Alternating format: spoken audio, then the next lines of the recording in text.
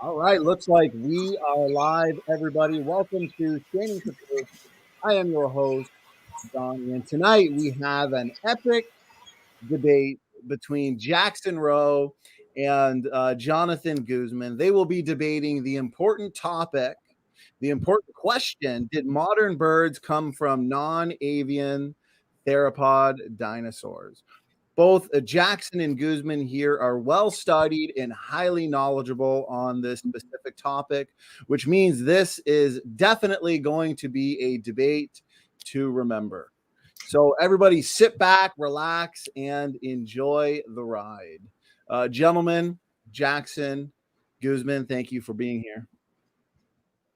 Thanks for having me. My pleasure. Jackson, I just, there was a little feedback when we first went live, my good man, so I put you on mute temporarily, but you're good now. So, yeah, Jackson, thank you as well for being here. All right. Thanks for having me again. My pleasure. My pleasure. A couple of seasoned debaters and a really important and fun topic. I think this is the first time we've hosted over 135 debates on this channel, and this is the first time that we are doing a formal debate on this specific question and topic. So before we get some introductions from the debaters for tonight, I am going to give everybody some reminders. 2022 is just a few days away. December has flown by. And the very first week of January is packed with events, as everybody has probably seen on the upcoming live stream section of the channel. So just a couple reminders. Kicking us off in 2022, we're going to have a Genesis 1 debate or discussion between CJ Cox and Tyler Vela. How do we best understand the text of Genesis 1? I am pumped for this one. Should be a great discussion. We've also got just a couple days after that one. Does the New Testament teach that Jesus is God? This is the much anticipated debate between Chris Date and Dr. Shabir Ali. That same week, we've got the epic rapture debate. Dr. Kent Hovind defending the post-tribulation rapture position, and Andrew Sluter defending the pre-tribulation rapture position. So if you guys love the full-time content, if you love debates, interviews, and everything we're putting out, we are a listener-supported ministry. So please consider supporting us through Patreon, through our website. You guys really are the life and blood of this channel. And of course, make sure that you are subscribed and you are sharing around this content, as the truth and critical thinking is important. So enough from me. You guys did not come here to see me. You came here to see Jackson and Guzman, the debaters of tonight. Again, thank you, gentlemen, for being here. Let's do some brief introductions, a little bit about you guys, kind of break the ice before we get into the opening statements. Guzman, why don't we start with you? A little bit about who you are, what could people expect to find over at your channel, and how's it going tonight? Sure, I'm Jonathan Guzman. I'm from the YouTube channel Guzman1611. If you go over to my channel, you'll see a lot of videos. Well, not a lot, but you'll see a couple videos about dinosaurs and a couple videos about scripture and whatnot. I am a Christian. I'm a young earth creationist. I'm proud to be one. I've done a number of interviews with paleontologists, secular and creationists, Christians, etc. And you can see those on my channel. I like to talk about dinosaurs. Specifically, I'm interested in dinosaur physiology, dinosaur soft tissue preservation, and along with dinosaur physiology, of course, is the question of feathered dinosaurs and the dinosaur to bird link. And so I'm very, very interested in those subjects. And so if you go over to my channel, you'll see some science stuff, you'll see some Bible stuff, just stuff that I learn about and like to share with others. Thank you. I appreciate that, Guzman. I appreciate that introduction. Also to the audience, the live chat. It's great to see everybody. Great to see so many brothers and sisters here, and just so many people interested in this important topic. Thank you as well for the super stickers and super chats that are coming in. There will be an audience Q&A, guys, so make sure you're tagging me with your questions at Standing for Truth. That way I won't miss your question. So Jackson, we're going to hand it over to you. Brief introduction. You've been here many times before. So I'm sure people are Yes. familiar with who you are. But yeah, a little bit about you, a little bit about your channel, and what's been going on.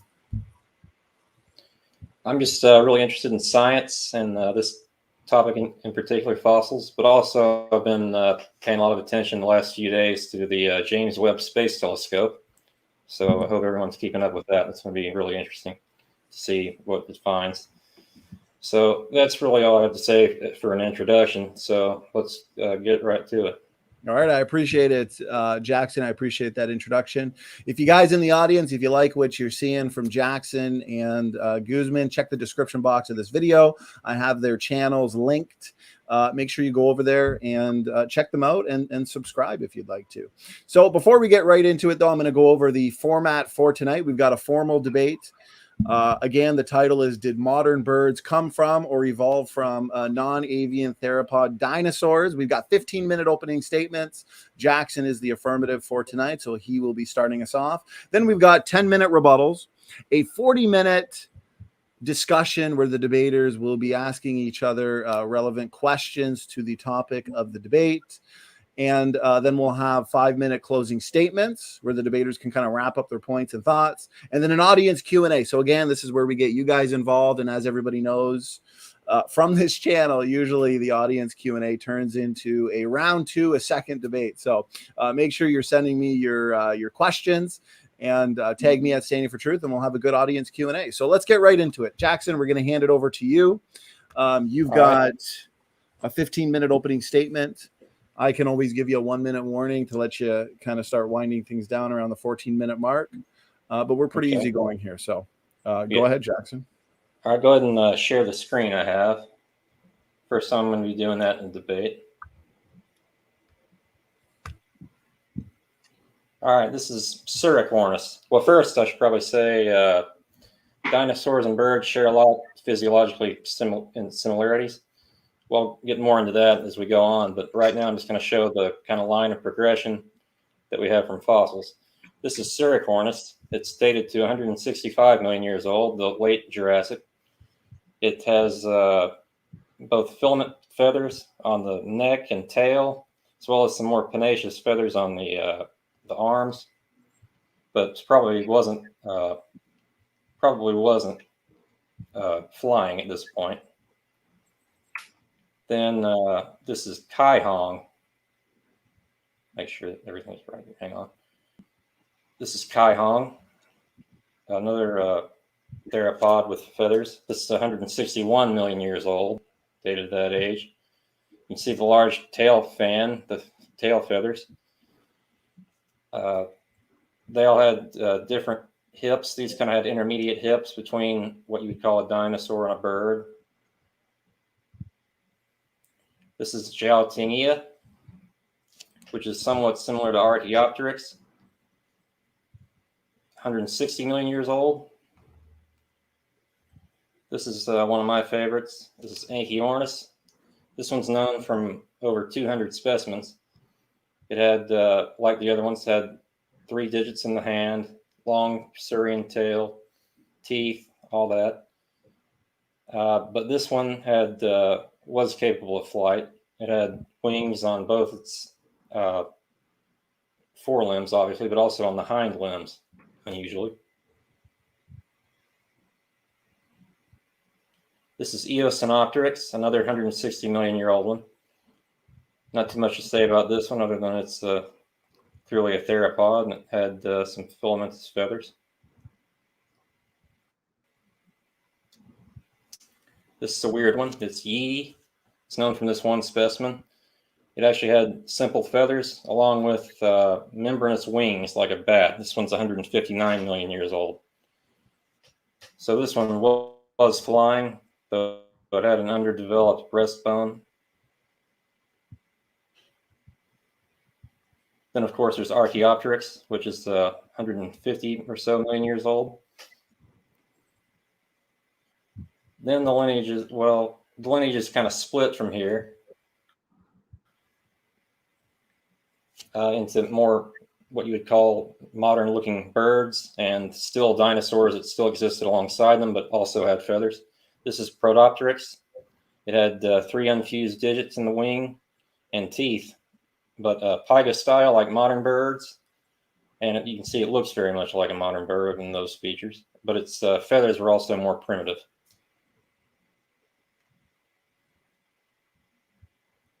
This is Sapornis. They're about 125 to 130 million years old, the birds I'm showing here, or the primitive birds. This one actually had the four-wing layout, similar to Achiornis. This is Confuciusornis. This is the most bird-like on the list. It still had 3 infused digits in the wing, but it had a pygostyle and a beak with no teeth. This is Longipteryx. It had teeth and unfused digits. I tried to get these in chronological order, but these are just basal birds, just in no particular real order. This is Longisumus, I think is how it's pronounced. You can see the teeth. This is Sulcatus, which also you can see had teeth.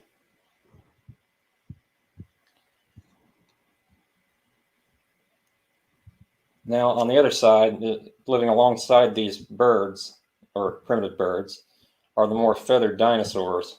Like this one is Zenwanlong. This was a 6-foot theropod with wings, as you can see, and tail feathers, but about the size of a turkey, so probably not capable of flight. This is Tianuraptor. You see the feathers up here and along the neck. Another fairly large, about 4 feet long. This is Microraptor, very small one, known from several specimens. And we've got the biggest feathered dinosaur of all, Yutyrannus, which is about 30 feet long, rather. Known from 3 specimens, all of which had evidence of filamentous feathers on them. You could argue that these were collagen fibers, but they were about 8 inches long, so it would be a bit long for collagen. This is Dilong, evidence of feathers on a Dilong, which was a primitive tyrannosaur, a very small tyrannosaur. And this is Chainuraptor, the largest of the Microraptoria family. At 4 feet long, it was a 4-winged glider as well. This is Wulong, another small Microraptoria dinosaur. And interestingly, it had 2 long tail feathers, as you can see here. And yeah, I really just wanted to show this progression of fossils. So that's pretty much the opening I want to give for now. I'll see what Jonathan has to say about it, and then we'll get more into it. All right, Jackson, I appreciate that. And what we do here on Standing for Truth is the time that you don't use for your openings or rebuttals. We still like to utilize it, so we will throw it into either the discussion or the audience Q&A. We'll see how everything goes. So that being said, we're going to hand it over to Guzman. We'll get that screen shared of yours, and you have 15 minutes for your opening statement on your first word. I'll start the timer. All right, can you see my screen? Yes. All right, awesome. Well, I want to thank Standing for Truth and Jackson for coming on for tonight's discussion. I'd like to start off my presentation by quoting Robert Bacher.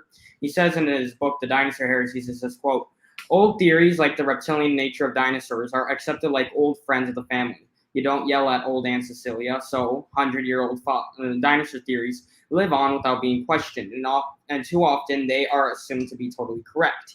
Even when such a theory is caught in error, it's likely to be excused." Now, he was talking about the physiology of dinosaurs, but I think that it's time that we start asking about the dinosaur to bird connection. Now, if you like my argument in short, this is what it is. Number 1, evolution from dinosaurs to birds requires countless transitional species in a chronological series over a certain period of time.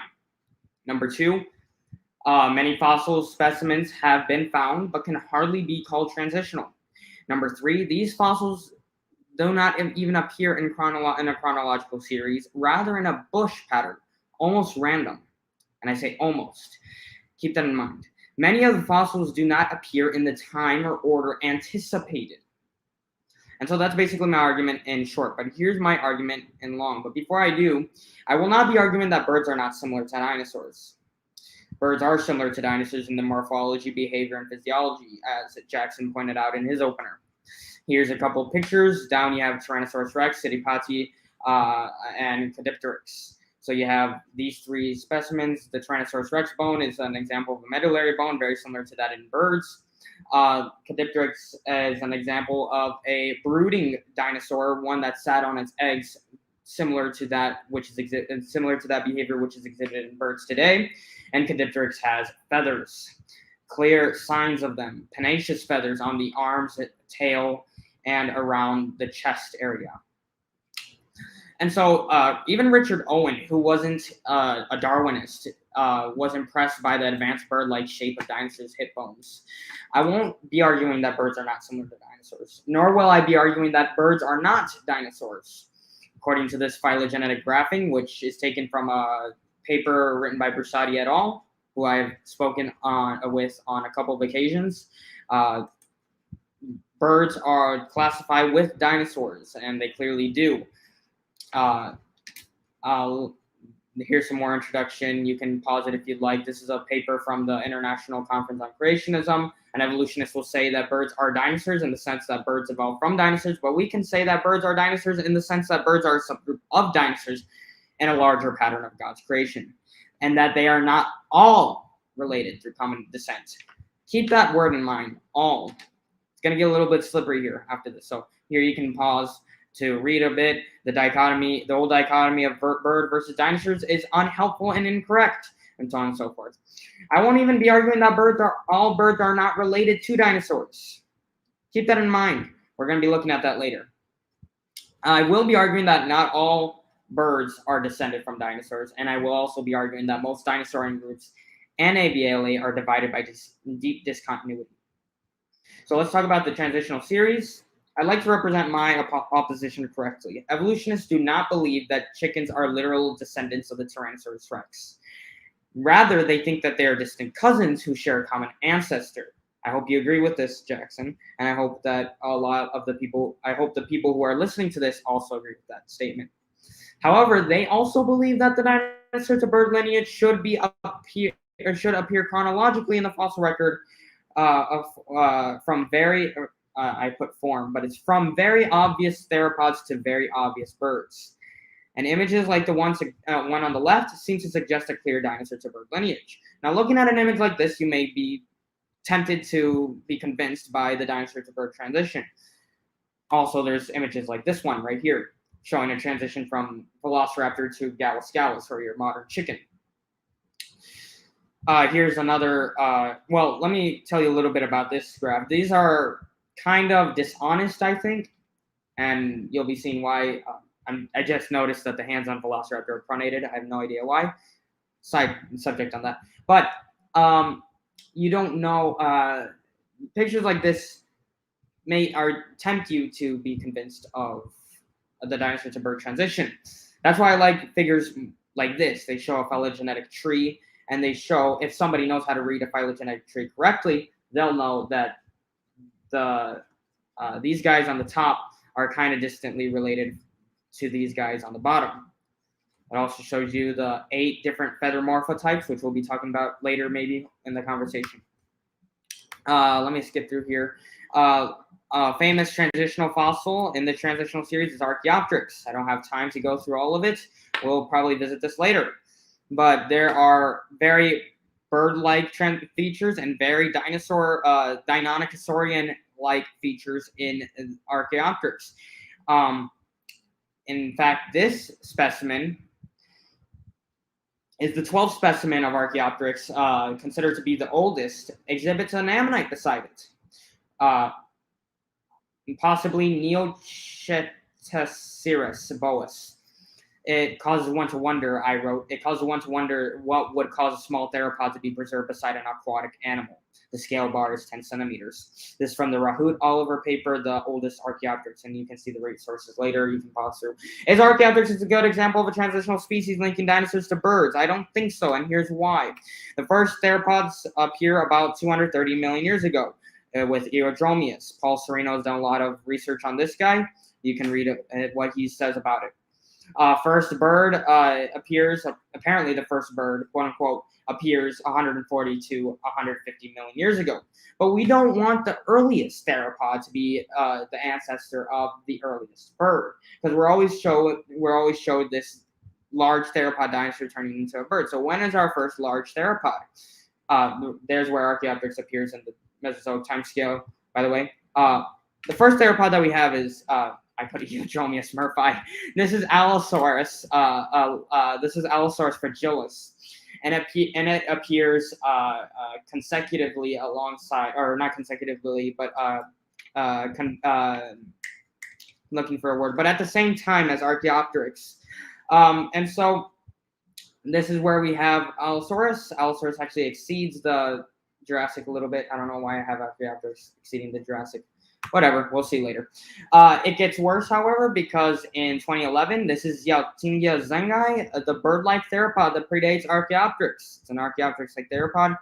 Here you can see the very bird-like and very dinosaur-like features exhibited in Yaotingia zengai, dinosaur that Jackson presented in his opener. You can see the very bird-like skull, the very bird-like number of cervical vertebrae, the very Deinonychosaurian-like forelimbs, and you can also see that it lacks a keel. It doesn't have a keel. It also has a furcula, which is interesting, a robust furcula according to the authors, Zhu et al. Zhu et al. Also states in this paper, they say, if this new phylogenetic hypothesis can be confirmed by further investigation, current assumptions regarding the avian ancestral condition will need to be reevaluated. I think so. I'm going to skip a couple of this. I don't have enough time. But there's Zhaotingia in the Mesozoic timescale. It actually predates Archaeopteryx. And Lawrence Whitmer actually wrote that this knocks Archaeopteryx from, quote unquote, its perch. And so I thought that was pretty humorous, pun intended.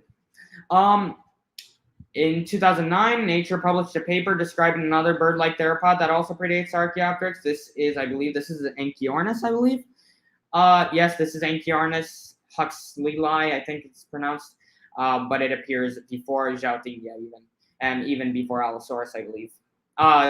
For perspective, you have Compsognathus there, which is the father, I guess, of the Compsognathid group. Here's another questionable one, which won't be a real big crux in my presentation, but in 1991, a paper was published describing a new species of bird that predates Archaeopteryx by some supposed 70 million years. And this is Proteavis, and this isn't to scale. If I were to show the Proteavis to you to scale, it would appear far before the Jurassic, and it wouldn't even fit on this screen. I'd have to shrink it down a little bit to show it to you. But all the transitionals that we have aren't really significant to the dinosaur to bird question, because Peter Dotson says this, and he says, quote, I hasten to add that none of the known small theropods, including Deinonychus, Dromaeosaurus, Velociraptor, Unenlagia, I should have learned how to pronounce that before this, nor Sinosauropteryx, Protoarchaeopteryx, nor Caudipteryx is itself relevant to the origin of birds. These are all Cretaceous fossils, and as such can at best represent only structural stages through which an avian ancestor may be hypothesized to have passed. The search for the ancestry of birds is a real evolutionary problem, he says. To maintain that the problem of the origin of birds has been solved when the fossil record of Middle or Late Jurassic bird ancestors is nearly a complete blank is absurd, he says. Even if these do suggest dinosaur to bird transition, evolutionist logic would say if Q, then R. This is known as, I believe, deductive reasoning. If Q, then R. R exists, therefore Q logically follows as a matter of fact. This is how it should be phrased, rather. If Q, then R. R exists. We have reason to think Q is true. Let me talk about the next one, time and paradox. How much time do I have left, FSFT? Good question. You've got exactly 4 minutes. Okay, good. So what if Archaeopteryx is not a good example of a missing link from dinosaurs to birds? We have tons of other examples. Here's a couple of examples, and actually a couple of these were actually presented in Jackson's opening. You have Sinornethosaurus, you have Sinocalliopteryx, I believe I pronounced that right, I can't speak today, Anchiornis, Sericornis, Yichi, Bipiosaurus, Microraptor, Caudipteryx, etc. But remember what Dodson said. He says none of these are actually important to the evolutionary story of bird origins. He also says this, personally, I continue to find it problematic that the most bird-like Maniraptor and theropods are found 25 to 75 million years after the origin of birds. Ghost lineages are frankly a contrived solution, a deus ex machina, required by the cladistic method. Of course, it is admitted that late Cretaceous Maniraptorans are not the actual ancestors of birds, only, quote, sister taxa, unquote. Are we being asked to believe that a group of highly derived or rapidly evolving Maniraptorans in the Jurassic gave rise to birds as manifested by Archaeopteryx, and then this highly progressive lineage then went on into a state of evolutionary stasis and persisted unchanged in essential characters for millions of years? Or are actual ancestors far more basal in morphology and harder to classify? If the latter, then why insist that the problem is now solved, insinuating that the latter has not been found? Now, I'm not saying that Deinonychosaurs are not similar to birds. Here's a Deinonychosaur arm, and I'm very proud of this transition. There's its wing, very, very interesting. This is, I'll deal with it later. But a temporal paradox exists between birds and the theropod dinosaurs, which they supposedly share relatedness. My colleagues may object to say something like, a temporal paradox does not exist between avian and theropods because the above listed theropods are not the exact ancestors of birds, but rather a side branch or sister taxa. But they underestimate one thing. For avian evolution to be true, the fossil record must be, and I'm using Darwin's word, littered with transitional forms from dinosaurs to bird-like dinosaur to dinosaur-like bird to bird. So you're missing the point. And here we have some more time problems, which we'll get into later, hopefully, and I don't know why that's there. Discontinuity and order. Discontinuity and order, the ICC published a paper that with very interesting results and insights into the dinosaur to bird question. Let's look at these results. They say, quote, it is clear that modern birds and dinosaurs group separately, terminologically, but also that some Jurassic and Cretaceous avians grouped with dinosaurs, in the particular Archaeopteryx and Wilnofaria grouped with Deinonychosauria, suggesting an affinity between 1 minute and Dromaeosaurus. Thank you. This is what I meant by saying not all birds are not related to dinosaurs. Here's a figure from the paper. I won't be able to show you detail and what this says. So then why are birds so similar to dinosaurs? And I hope to answer this question in a moment. We'll return to this later. Final thoughts. You cannot search for the origin of anything in the fossil record since the layers from the Cambrian to the uppermost Cretaceous were laid down by the flood and do not tell the story of origins. I don't believe, my conclusion is that I don't believe that dinosaurs evolved into birds. So what do I suggest? I suggest that the Bible says that birds were created on day 5. Dinosaurs were probably created on day 6. Can we prove this scientifically? No, I believe no, because, again, the fossil record does not show the story of Genesis 1. Birds do not share relatedness to dinosaurs generically. So that's what I'd like to show you tonight. That's the end of my presentation. Thank you very much. All right, perfect timing. I appreciate that opening statement there, Guzman. Gentlemen, I appreciate the opening statements. I appreciate the visuals. Thank you for the work put into those opening statements. So that being said, we are now moving into the rebuttal round where we have 10 minutes. And before I hand it to you, Jackson, though, I want to remind everybody in the chat, if you have questions pertaining to the topic for tonight, anybody new here, we've got just over 50 people. So anybody new here, we're debating, did modern birds evolve from non-avian theropod dinosaurs? Tag me with your questions. We've already got some great questions coming in. And also thank you so much for this, the support, the super stickers and the super chat. So Jackson, we are now going to hand it over to you. You have a 10-minute rebuttal. So whenever you are ready, the floor is yours and I can start the timer. All right. Well, as for the random pattern, it isn't so random. From my presentation, it seems to be pretty direct, and then it branches off from dinosaur-like birds to bird-like dinosaurs in the Cretaceous from the Jurassic. Let's see. Archaeopteryx may not be the ancestor of birds. It may be a sister group, but its feathers were more derived than some of the other ones. It had asymmetrical feathers with most of the modern characteristics of a bird feather, and it had a keel, a small keel, but a keel nonetheless. And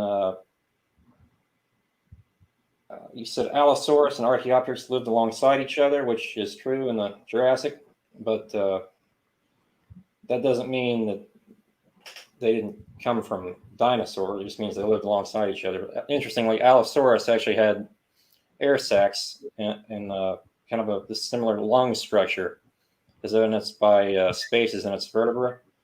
So they had a similar lung structure to birds, even Allosaurus. Similarities between Zaltinia and Archaeopteryx. You said Zaltinia had no keel, which is true, while Archaeopteryx did have a keel. And used a quote from the 2000s, 2000 and 2001, I think, of saying they had Cretaceous fossils, but no Jurassic fossils. That's not true anymore. There are a lot of them. Suricornis, Anchiornis, Eosinopteryx, they're all Jurassic. And they're all dinosaurs that have feathers, and apparently we're on the way to becoming birds. And as for being littered with transitional fossils, in the Maniraptora group to the basal birds I was showing, there are 150 genera, and new feathered dinosaurs are being discovered every year, especially out of China, the Taojiquan Formation. So that's pretty much all I have to say. I think those were most of your, if not all the points. Although I wrote down anyway. So. All right, short and sweet. That's 7 minutes we can add to either the discussion or the audience Q&A. So, guys, again, as always, the debate continues into the audience Q&A. So tag me with your questions. And Guzman, we are going to hand it over to you. You have a 10-minute rebuttal whenever you're ready. If you need to share a screen or anything like that as well, let me know. And go ahead. Sure. Well, I'd like to go back to Jackson's opening. He brought up another taxa. If I counted correctly, I believe he brought up 20 from Suricornis to Wulong. I believe Wulong was your last taxa that you presented. Some of these are Cretaceous taxa. Some of these are Jurassic. There's nothing really I can really say about the opening presentation other than that your argument seems to be mostly based on morphology. You have dinosaur characteristics, features on birds, animals that are classified as birds. Bird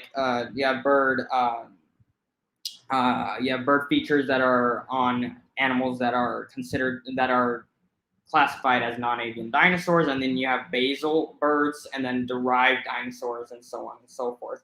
Zhaotinia, yes, Zhaotinia. You brought up Zhaotinia, Zericornis, Kaihong, Anchiornis. I might have spelled this wrong. Eosinopteryx, Archaeopteryx, Protopteryx, Sapiornis, Confuciusornis, Longipteryx, Longicipterus. I've never heard of that one. I'll have to look it up later. Sul Tavis, I believe. Zhuan, I can't speak. Zhuan Long. Tianyu, Microraptor, Eutyrannus, Dilong, Shiny-Raptor, and Wulong. We could go through one of these one by one. We don't have enough time to, though. Yeah, I think we'll just go into the open discussion. I don't think I have any other comments other than that. Some of the taxa that were presented, most of these, some of these were from the Cretaceous. There are a couple that I'm not aware of, which may have been from Cretaceous, from Jurassic. I'm not sure. Yichi, I know, is from Jurassic. Xiaotingia is Jurassic. Kai Hong is Jurassic, I believe. You did bring up Microraptor, which is Cretaceous. Eutyrannus, which I believe is also Jurassic, but it has nothing to do with the dinosaur to bird transition. I believe you only brought that up to show feathers on dinosaurs, but we'll get into that during the discussion period. So that'll be the end of my rebuttal. Thank you. All right, I appreciate that rebuttal, Guzman. Gentlemen, Jackson and Guzman, thank you so much for your opening statements and your rebuttals. We've got a lot of good points and a lot of good specific examples to discuss here in the dialogue portion of the debate. I've got roughly 50 minutes on the clock. I will add, some of the time not used to the discussion, and then the remaining time to the audience Q&A. So, as always, we like to keep these discussions as equally timed as possible, sticking to one topic at a time. Jonathan just ended with his 10-minute rebuttal. So, Jackson, we're going to hand it over to you to start us off in the discussion portion with the first question. And, of course, if there's some points that you wanted to make. So, gentlemen, I will moderate as needed, but you're both cordial and respectful and professional. So it shouldn't require too much moderating. So, gentlemen, the floor is yours. Take it away. Yeah, not like your debate last night. That got pretty heated. You're right about that, Jackson. Yeah, Eutyrannus was actually early Cretaceous also. But okay. From Suricornis up to, let me think, up to Yi, it was Jurassic. Okay. Adding that. Cool. Archaeopteryx is also Jurassic.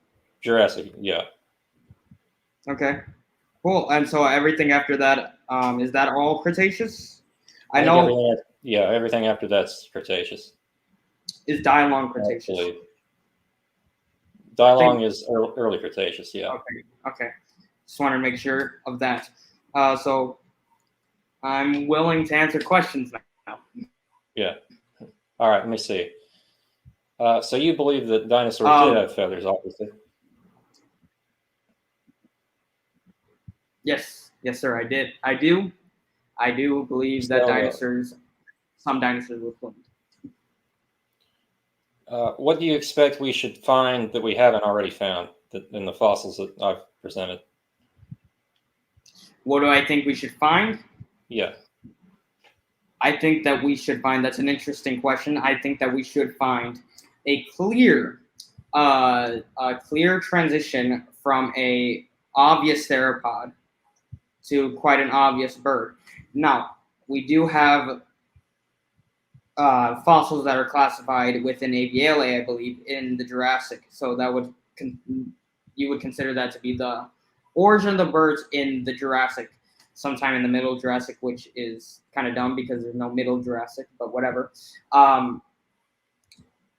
So you have the origin of birds happening in the Jurassic. I'd like to see enough time and enough transitions within that time to lead from Theropod dinosaur to Avialae within the middle Jurassic. Yeah. That's fair enough. Let's see. You go ahead and ask me a question now. Let's do that. Okay, cool.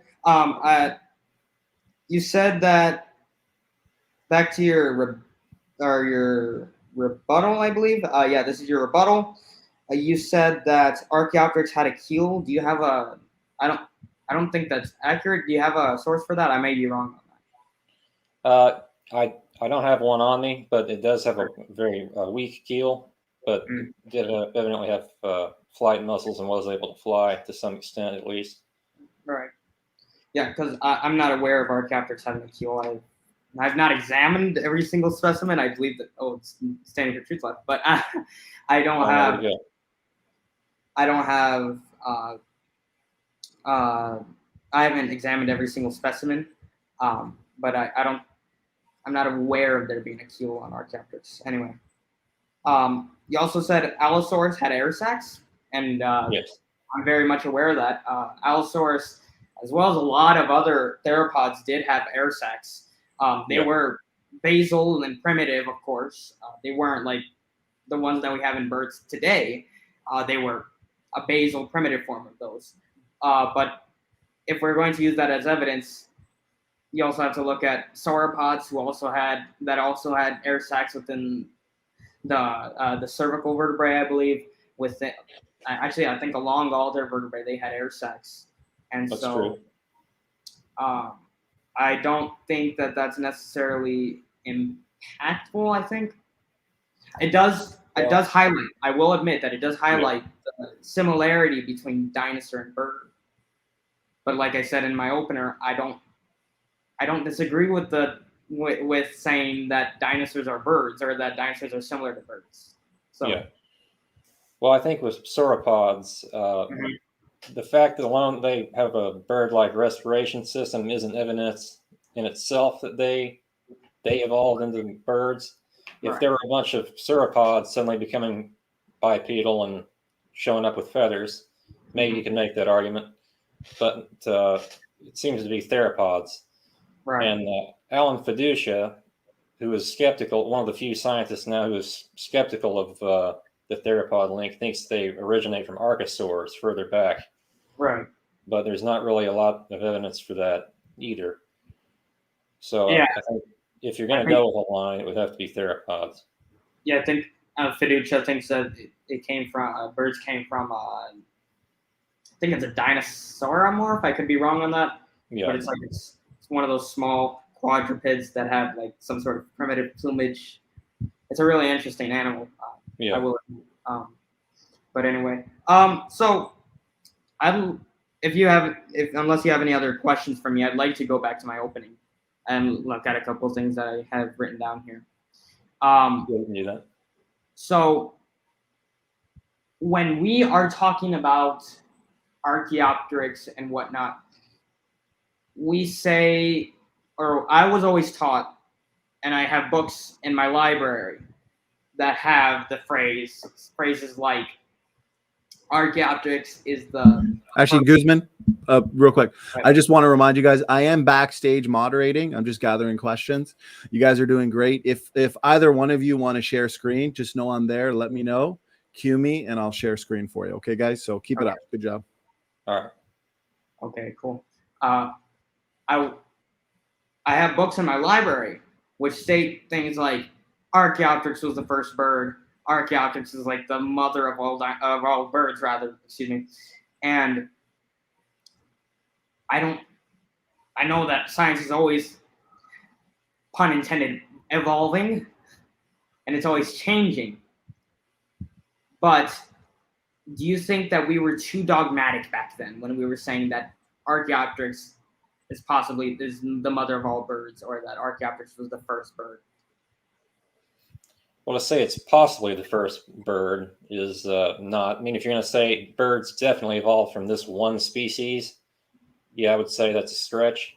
You're probably never going to know exactly what species it was, but you can tell from an abundance of fossil evidence that this is close to what would be the ancestor, if it's not the ancestor, something like that. Right. Okay. So you asked me a question. Let me think. Let me go back to some notes. So,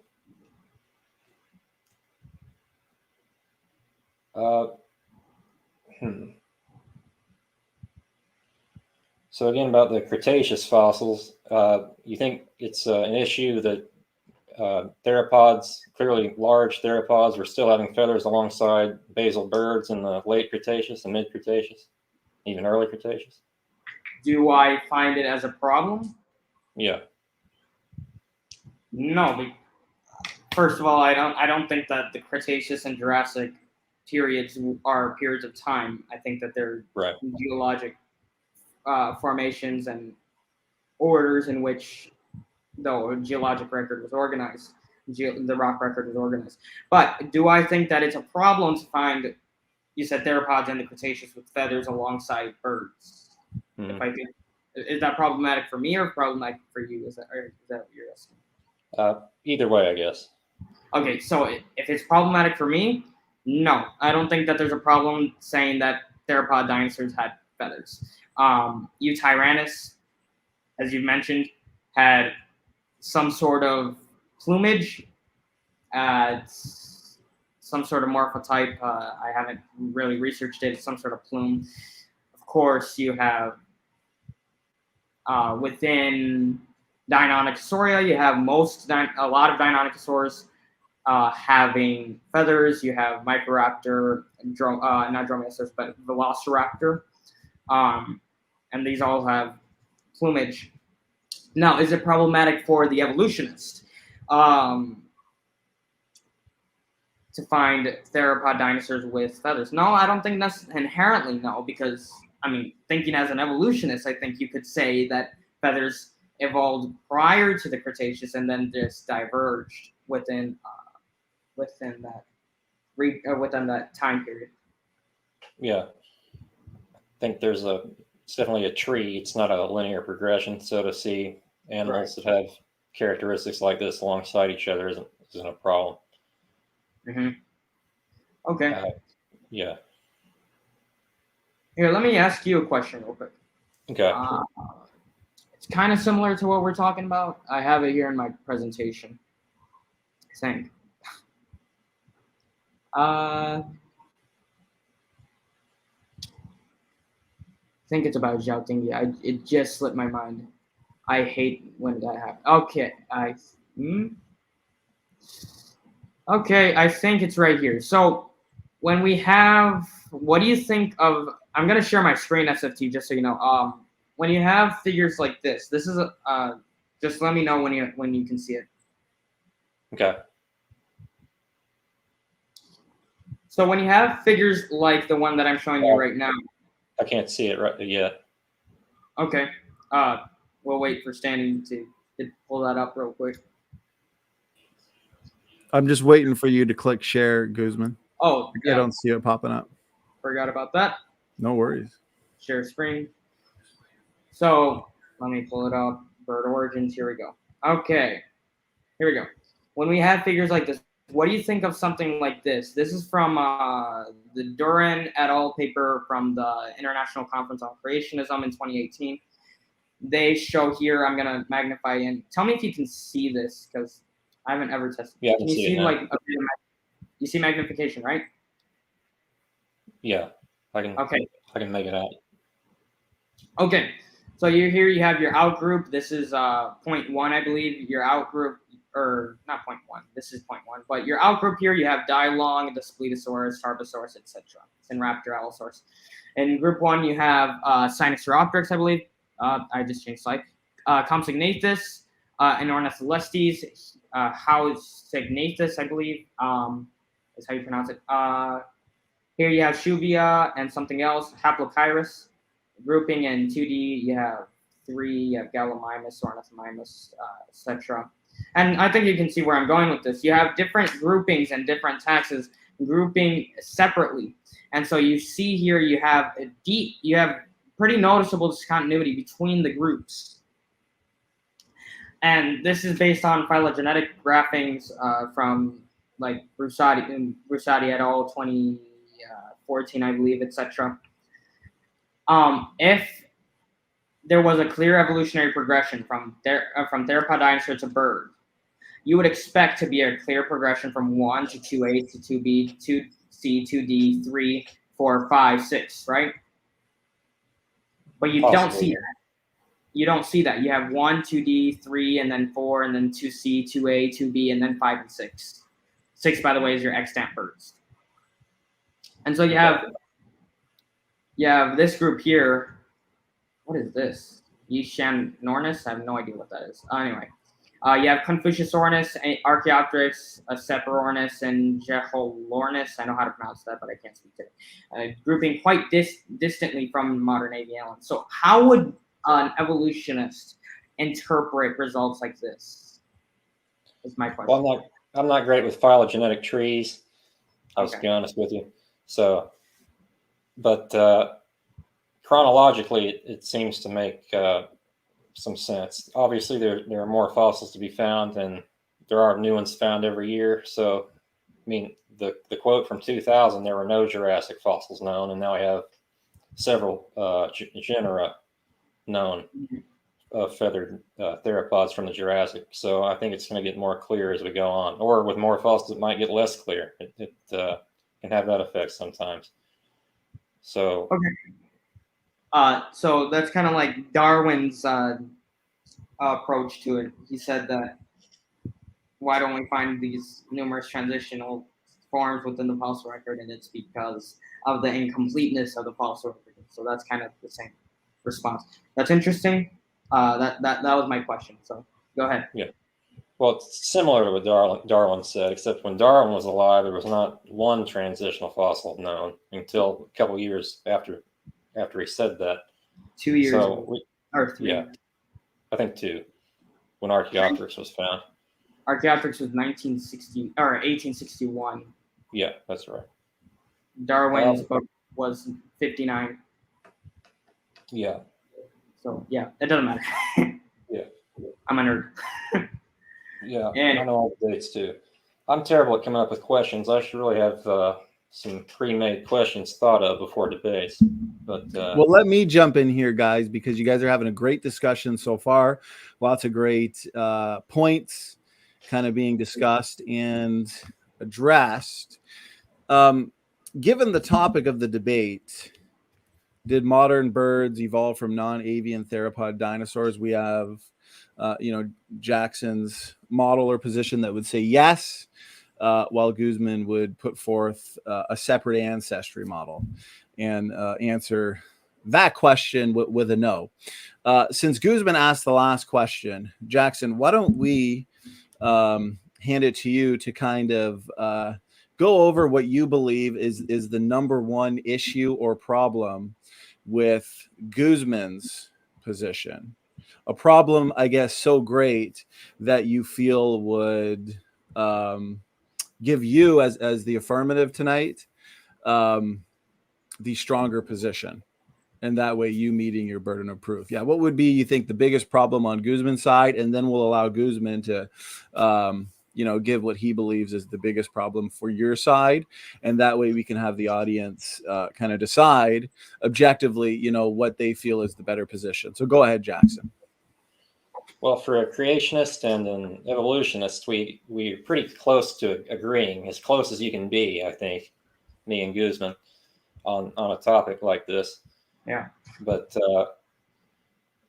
my biggest problem goes back to his opening, where he says there are none in the Jurassic, which there are. That's really the only thing I can think of. Okay. So if that's what you feel is the biggest problem for Guzman's model, Guzman, do you find that to be a problem? How would you respond? Go ahead. Sure. I'm writing it down real quick. So I want to make sure I'm unmuted. There we go. I'm unmuted. Cool. The fact that there are fossils that seem to transition from theropod dinosaur to feathered bird in the Jurassic, I would like to see enough time present between the transition, because if I can, let me just share my screen one more time real quick, standing. I skipped over this in my opener. I just like to present this really quick. I believe it's this slide right here. Okay, so this is from a 2010 paper, I believe, 2008. 2008.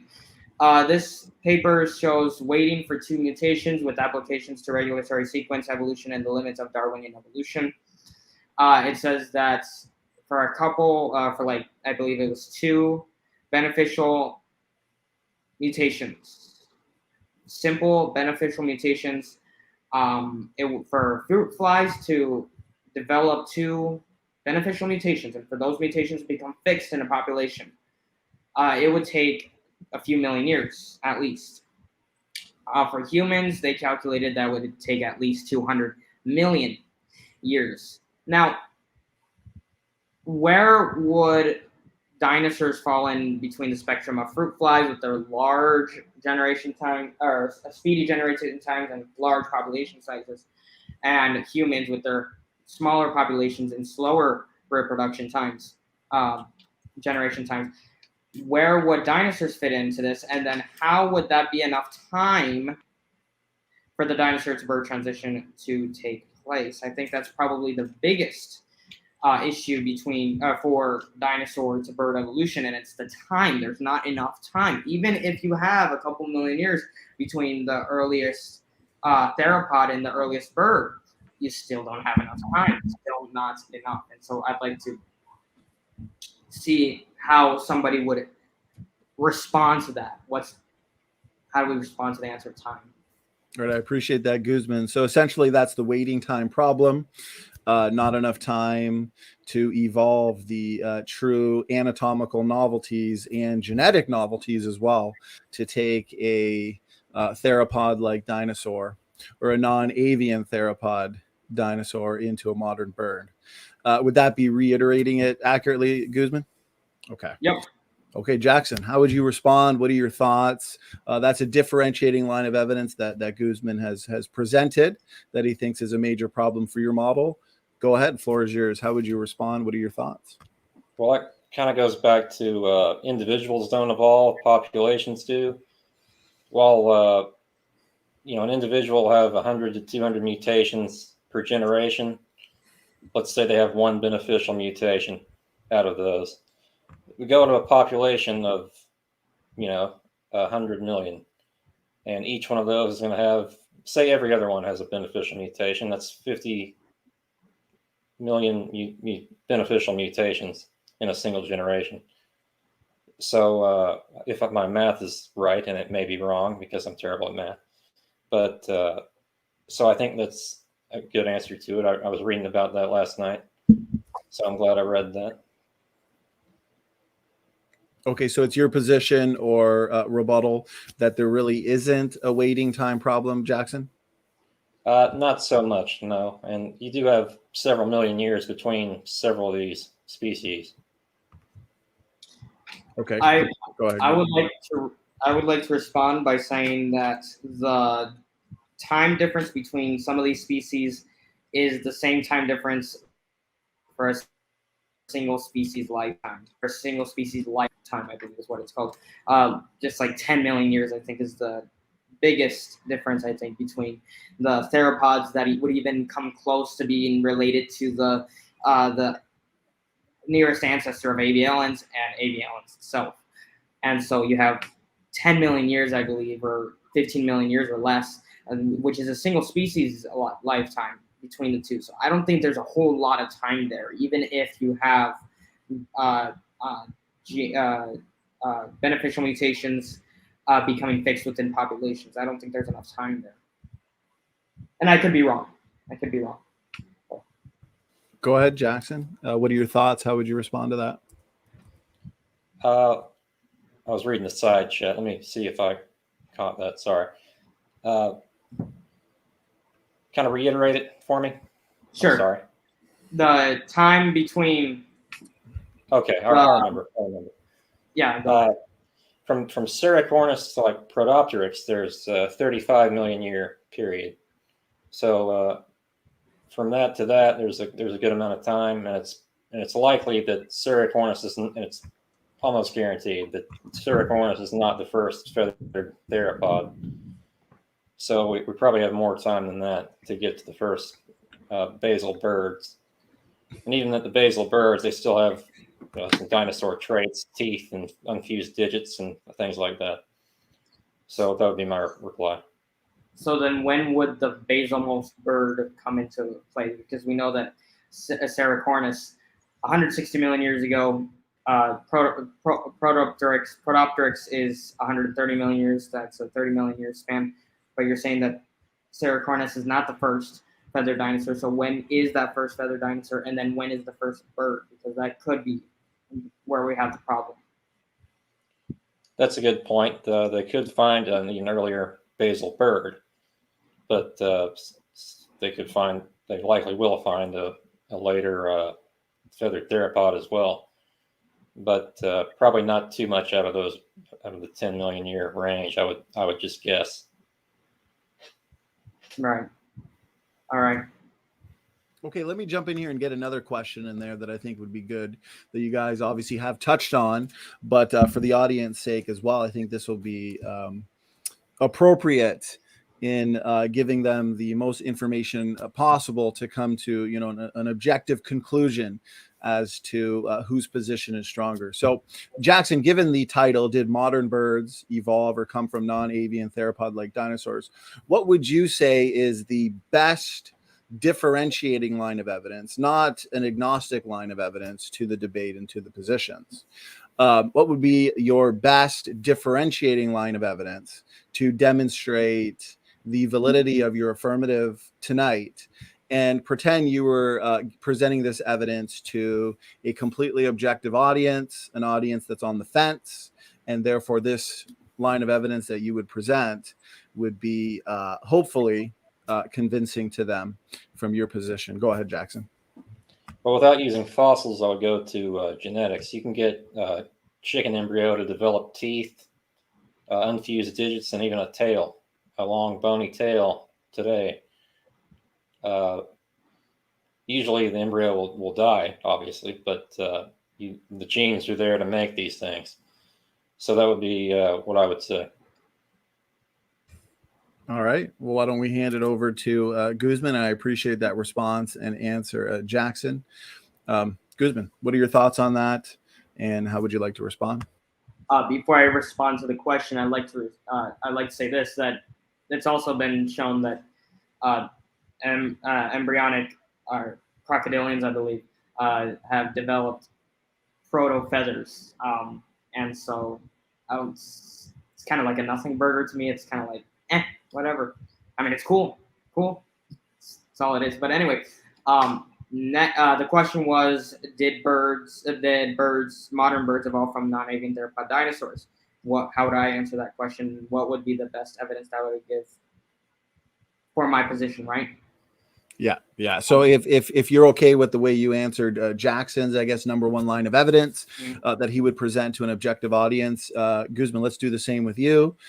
Given the fact that you would say no, your position would be no to the debate topic in question for tonight. Let's say you had a completely objective audience, an audience that's all on the fence when it comes to this question.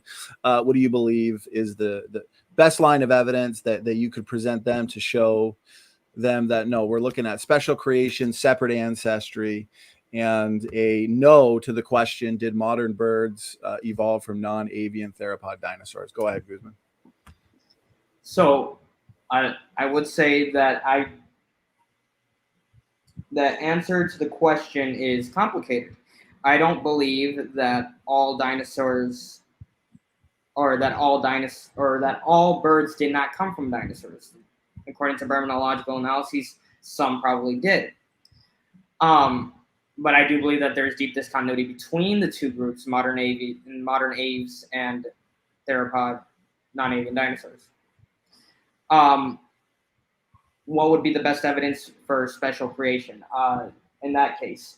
I think that the fact that we have discontinuity even in the fossil record, you have pretty deep discontinuity. The McLean 2018 paper, Feathered Dinosaurs Reconsidered, showed deep discontinuity between avialans and theropod dinosaurs. However, they did show that Archaeopteryx kind of got mixed up in there and doesn't really know what it's doing in there, and so it's kind of weird. Archaeopteryx is kind of weird, and we don't really know where it lies at this point. Some say it's a bird, some say it's a dinosaur. I'm kind of leaning more towards the dinosaur interpretation, but it's all based. That's all it is, interpretation. But what's my best evidence? And that's discontinuity exists between the two groups. Such deep discontinuity and not really clear transition. You don't have a really clear transition. Again, you have a lot of feathered dinosaurs, and you have a lot of dinosaur-like birds. You have Archaeopteryx, which has derived, I guess you could say, theropod features. And it also has some bird features that are also very well developed. Doesn't look transitional. It looks like the feathers were made for flight. It looks like the teeth were made for eating whatever it was eating. I think actually one paleontologist from the 70s put it that the lower the mandible of the Archaeopteryx is actually a great example of he said what did he say? He said mosaic evolution. And so my evidence is that there's not really a lot of good evidence to suggest the transition. And then my evidence is also that there's deep discontinuity and not enough transition. All right, I appreciate that, Guzman. If I were to reiterate, and correct me if I'm wrong, you're saying and looking to the deep discontinuities in fossil species, fossil dinosauria, discovered through baraminology, and these discontinuities in these baraminology-related analyses would indicate separate ancestry in these groups rather than universal ancestry, which would be Jackson's position. Correct. Okay. So Jackson, the universal versus separate ancestry debate here, the two different positions. What are your thoughts, and how would you address these discontinuities indicating more of a separate ancestry rather than a universal ancestry when it comes to dinosauria? Go ahead. Well, I don't think there's such a huge discontinuity, but I guess a counter question to that would be, how many transitions would it take before the line is proven? Would it be 100 or 1,000, somewhere in between or more? That's really all I have to say. I can answer that if you'd like, standing real quick.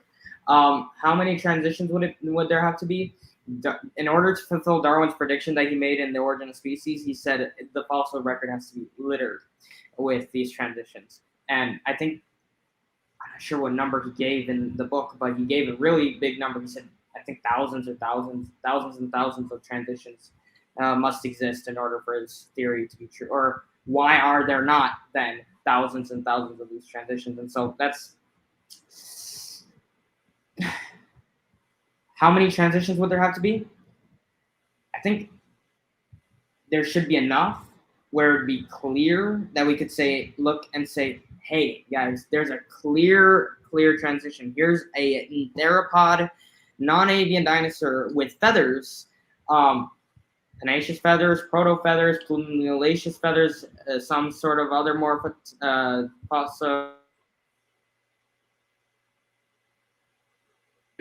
millions of years.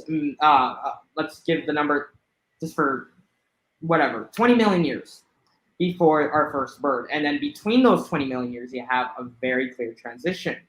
You have other fossils that are from the same area or show a geographic divergence, and in case of two taxa are in different locations or whatnot, and this would show a clear transition. I don't think we have that. We don't have a clear transition from something to Archaeopteryx, and then showing if that's something that Archaeopteryx came from, lived somewhere else. We don't have a clear geographic transition. Also, it's not just fossil transition, you need geographic transitions and whatnot. And so I don't think we have that, if I'm aware. And I'm like I've said in the beginning, I'm not aware of a lot of the fossils that there are. That's completely fine. Go ahead, Jackson. How would you respond? Well, I left out a few of them in the late Jurassic line, like Ornis is the one I can think of. I think there was another one or two. But I've actually been cataloging what I would consider transitional fossils lately, not necessarily just in the bird line.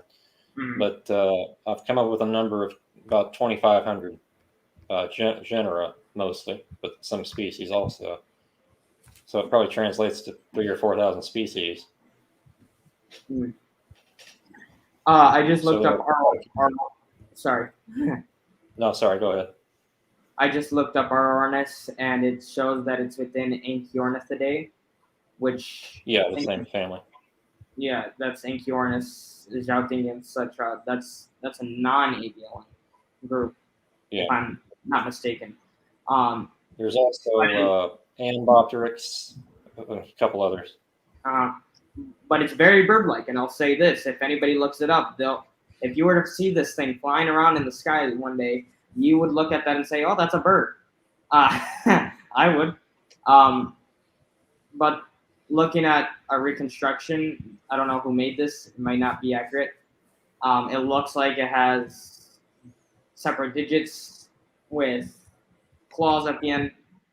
That's a very theropod-like.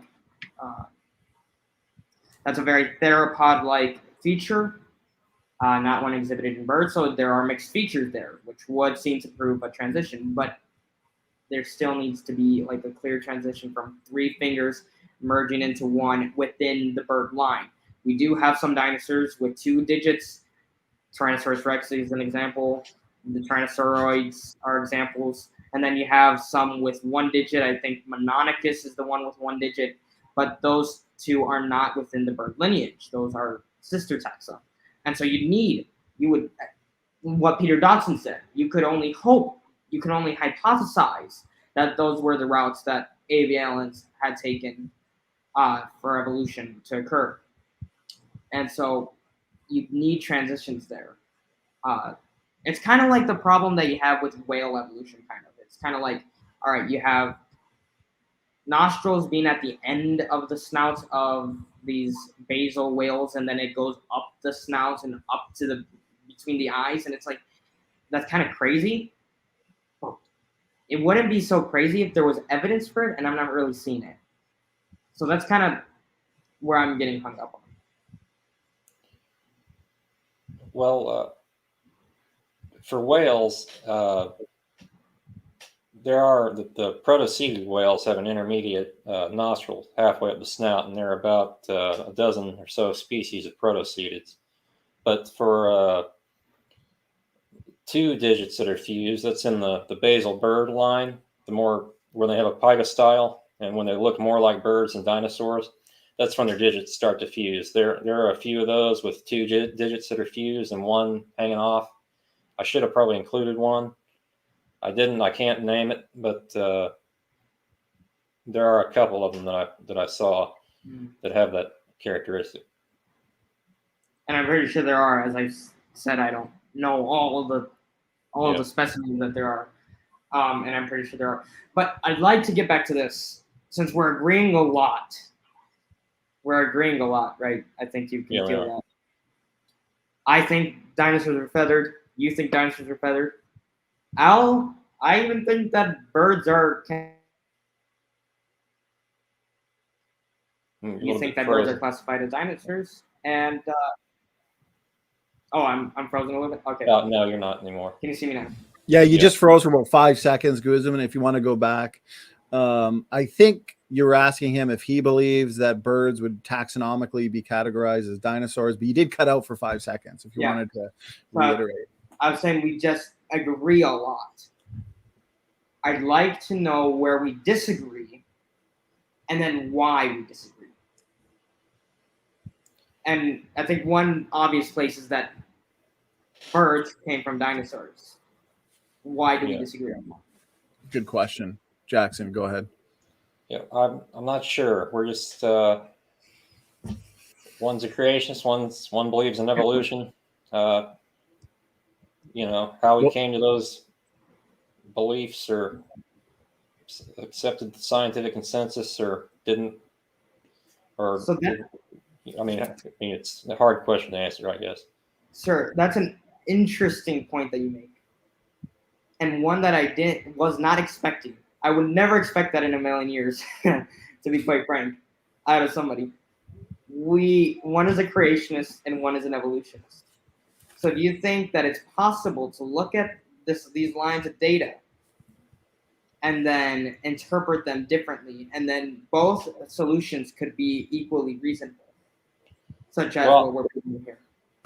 Well, I don't think there's really much of a way of interpreting it, but as creationist goes, you're as close to my position as you can get, I think is what I'm trying to say. Sure. Well, let me ask this then. Okay, so for what I'm gathering here in a really great technical and I would say sophisticated conversation, well worth a re-listen, rewatch. While you both agree that the evidence does indeed suggest, and I know this is controversial, but you at least both agree that the evidence would suggest that feathered dinosaur fossils do in fact exist. But the analyses that Guzman's pointing to, done through baraminology, indicate multiple different created kinds of non-avian dinosaurs. Correct me if I'm wrong, Guzman. I believe Dr. Matthew McLean has suggested more than 8. Other dinosaurs, yes. I think that was McLean et al. 2018. They say that at least 8 different kinds within feather dinosaurs. Right. So that being said then, and going back to kind of the topic of the debate and Jackson's affirmative here, Guzman, can you briefly explain why this may or may not be a major problem for Jackson's model that he is putting forth here? And then we can allow Jackson to respond, because it's always good to discuss agnostic lines of evidence, right? The sky is blue, therefore evolution. The sky is blue, therefore creation. But here's the thing. Both creation and evolution can explain why the sky is blue. So this evidence and data points, this may indeed be a differentiating line of evidence in favor of the separate ancestry model being proposed by Guzman. Do you believe that that's the case, Guzman? And can you kind of go into that a little bit more, and then we'll get some of Jackson's thoughts on that. So the question is if the let me try to phrase it correctly. Try to rephrase it real quick and sure, yeah. So you guys were discussing feathered dinosaurs, and you both would agree that the data or the evidence that we currently have does suggest, and I understand this is controversial among creationists, but the evidence, you guys would agree, suggests that feathered dinosaur fossils do exist. But Guzman, you're pointing to the baraminological analyses that have been done by creationists, suggesting that there are at least 8 different kinds of non-avian dinosaurs, created kinds, which would mean we're looking at a separate ancestry rather than a universal ancestry, which Jackson would be putting forth. So do you believe, Guzman, that that's a differentiating line of evidence rather than an agnostic line of evidence in this debate to help answer this question and resolve the topic of the night, Guzman? I think it would depend, because I think that evolutionists would also expect to see discontinuity between dinosaur groups. They would also, and if they were to be creationists, they would probably also, or let me not say creationists, if they were also to use baraminology, they would also have no problem with grouping different dinosaurs within their kind or baramic. And so is it a differentiating line of evidence? And I would think I'd be conditioned to say yes. Evolutionists would not predict discontinuity between the groups. But then I also have to say no, because they do. But then I also have to think again, because they also think that there should be there's not a convergence, but a divergence there that happened at some point in the late distant past. The fact that we don't know where that divergence is, and we cannot see that within baraminological analyses, would also be problematic. So the answer to the question would be yes. I think it would be problematic for the evolutionists. So would you say, and then we're going to hand it to you, Jackson, to have plenty of time to respond, because I think this is getting to the meat of the debate itself, where we've now discussed the agnostic lines of evidence that you both kind of agree, okay, you know, we we agree with this data, but it doesn't really contradict our held to models. Now, if this these data points really are a differentiating way to kind of answer this question of ancestry, Guzman, if it comes down to the law of parsimony, right? What's the most parsimonious explanation? So, okay, Jackson and his position may be able to kind of explain the discontinuities. What model best explains it? Right? What model best explains these deep discontinuities? And Guzman, you would be proposing the separate ancestry model. Best explains it. Right. I do think that the separate ancestry does best explain the phenomenological analysis that we see. I'd like to share my screen really quickly one last time, Sure. but it may not be the last time. No worries. Let me still just show got you. We have a couple minutes.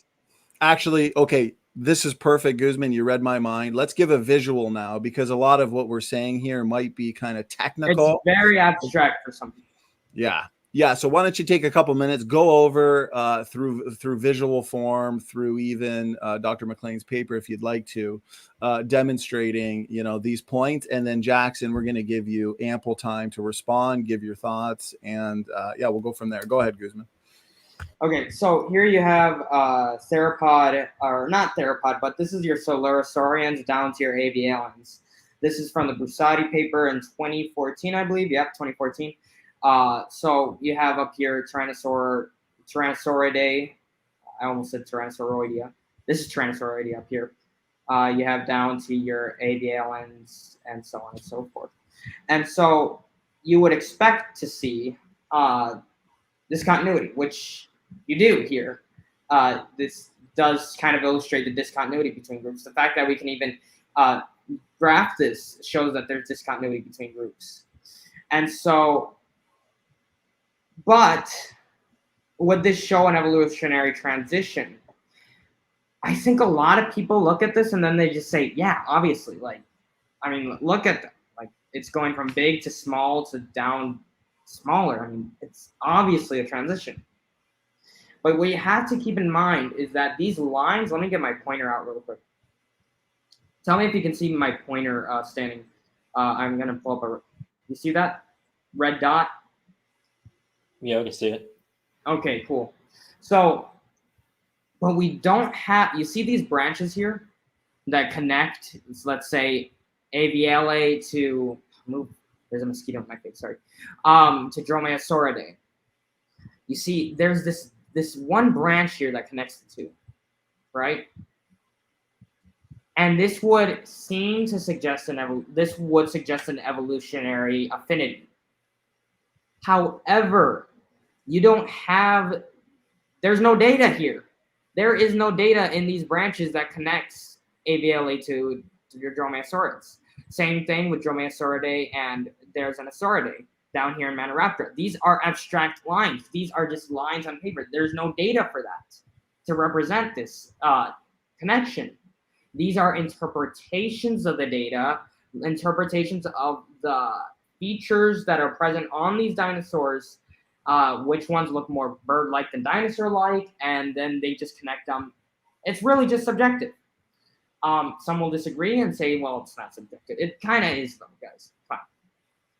And you have these lines, but there's nothing real. There's no real data connecting these lines. These are just interpretations of the data. These ends are really what are important. These ends of the lines, these are what are important. But everything that connects them doesn't exist. And so if you were to remove the lines, that connect the taxa, what would you be left with? And I saw this excellent figure. If you were to erase all the lines, let's imagine for a second we erase every single line that connects every single taxa here. What are you left with? You're left with the time scale, essentially. And you're left with taxa appearing abruptly with no precursors. They appear independently and abruptly. And that's okay. That the data does not contradict this interpretation. So I'm not disagreeing with this phylogenetic analysis.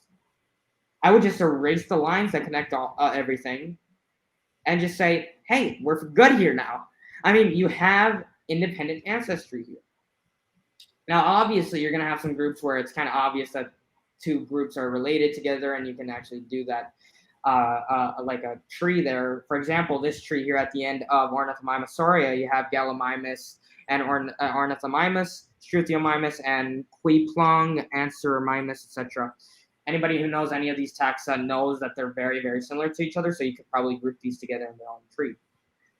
But these big lines here that connect Maniraptor forms to Coelurosaurs, from Tyrannosauroids and Paraves, there's no data there.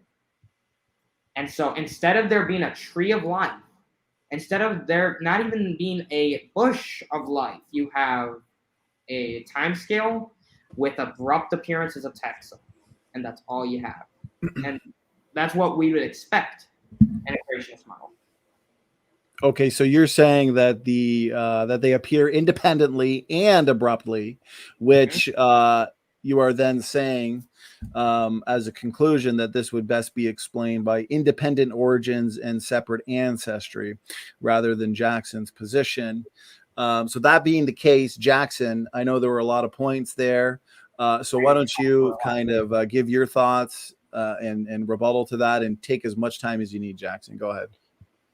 Well, I think it's logical to say that all of the theropods would be related to each other. But so I think the cladogram makes sense in that regard. But say everything appeared abruptly and there's no middle part to where they diverged. If you look to the Triassic, they're archosaurs. Then the Upper Triassic, they're dinosaurs like Chilosaurus, which seems to have traits of theropods, sauropods, ceratopsian dinosaurs, and it seems to be a transition for all of those in that sense. It led to all of them coming about. But yeah, that's basically my answer to that. It's not that long, but yeah. Okay, I appreciate that response, Jackson. Guzman, how do you feel about his response? Do you feel like it adequately answered the data you presented that you believe is best explained by separate ancestry and independent origins? I'd like to go through the two claims that he made. He said that all theropods are related, so it would make sense that you'd have this branching, and so you could safely assume that Theropoda, not Theropoda, good night, AVLA and, say, Tyrannosauroids obviously share an evolutionary affinity, so the tree makes sense. It's an assumption that all Theropoda is related. Theropoda is a very diverse group. Dinosauria in and of itself is, people don't realize this, but it's a very diverse group. Some look bulkier, some look more bird-like. It's a very diverse group. To suggest that all theropods are all related, I can't agree to that. I don't think I could ever agree to that. There's just too much.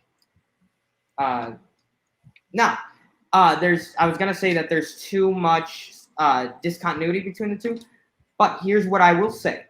It could be possible that all of Theropoda is related, because we don't know how God created it. We know what he created, and we know more or less how he created it, but we don't know how.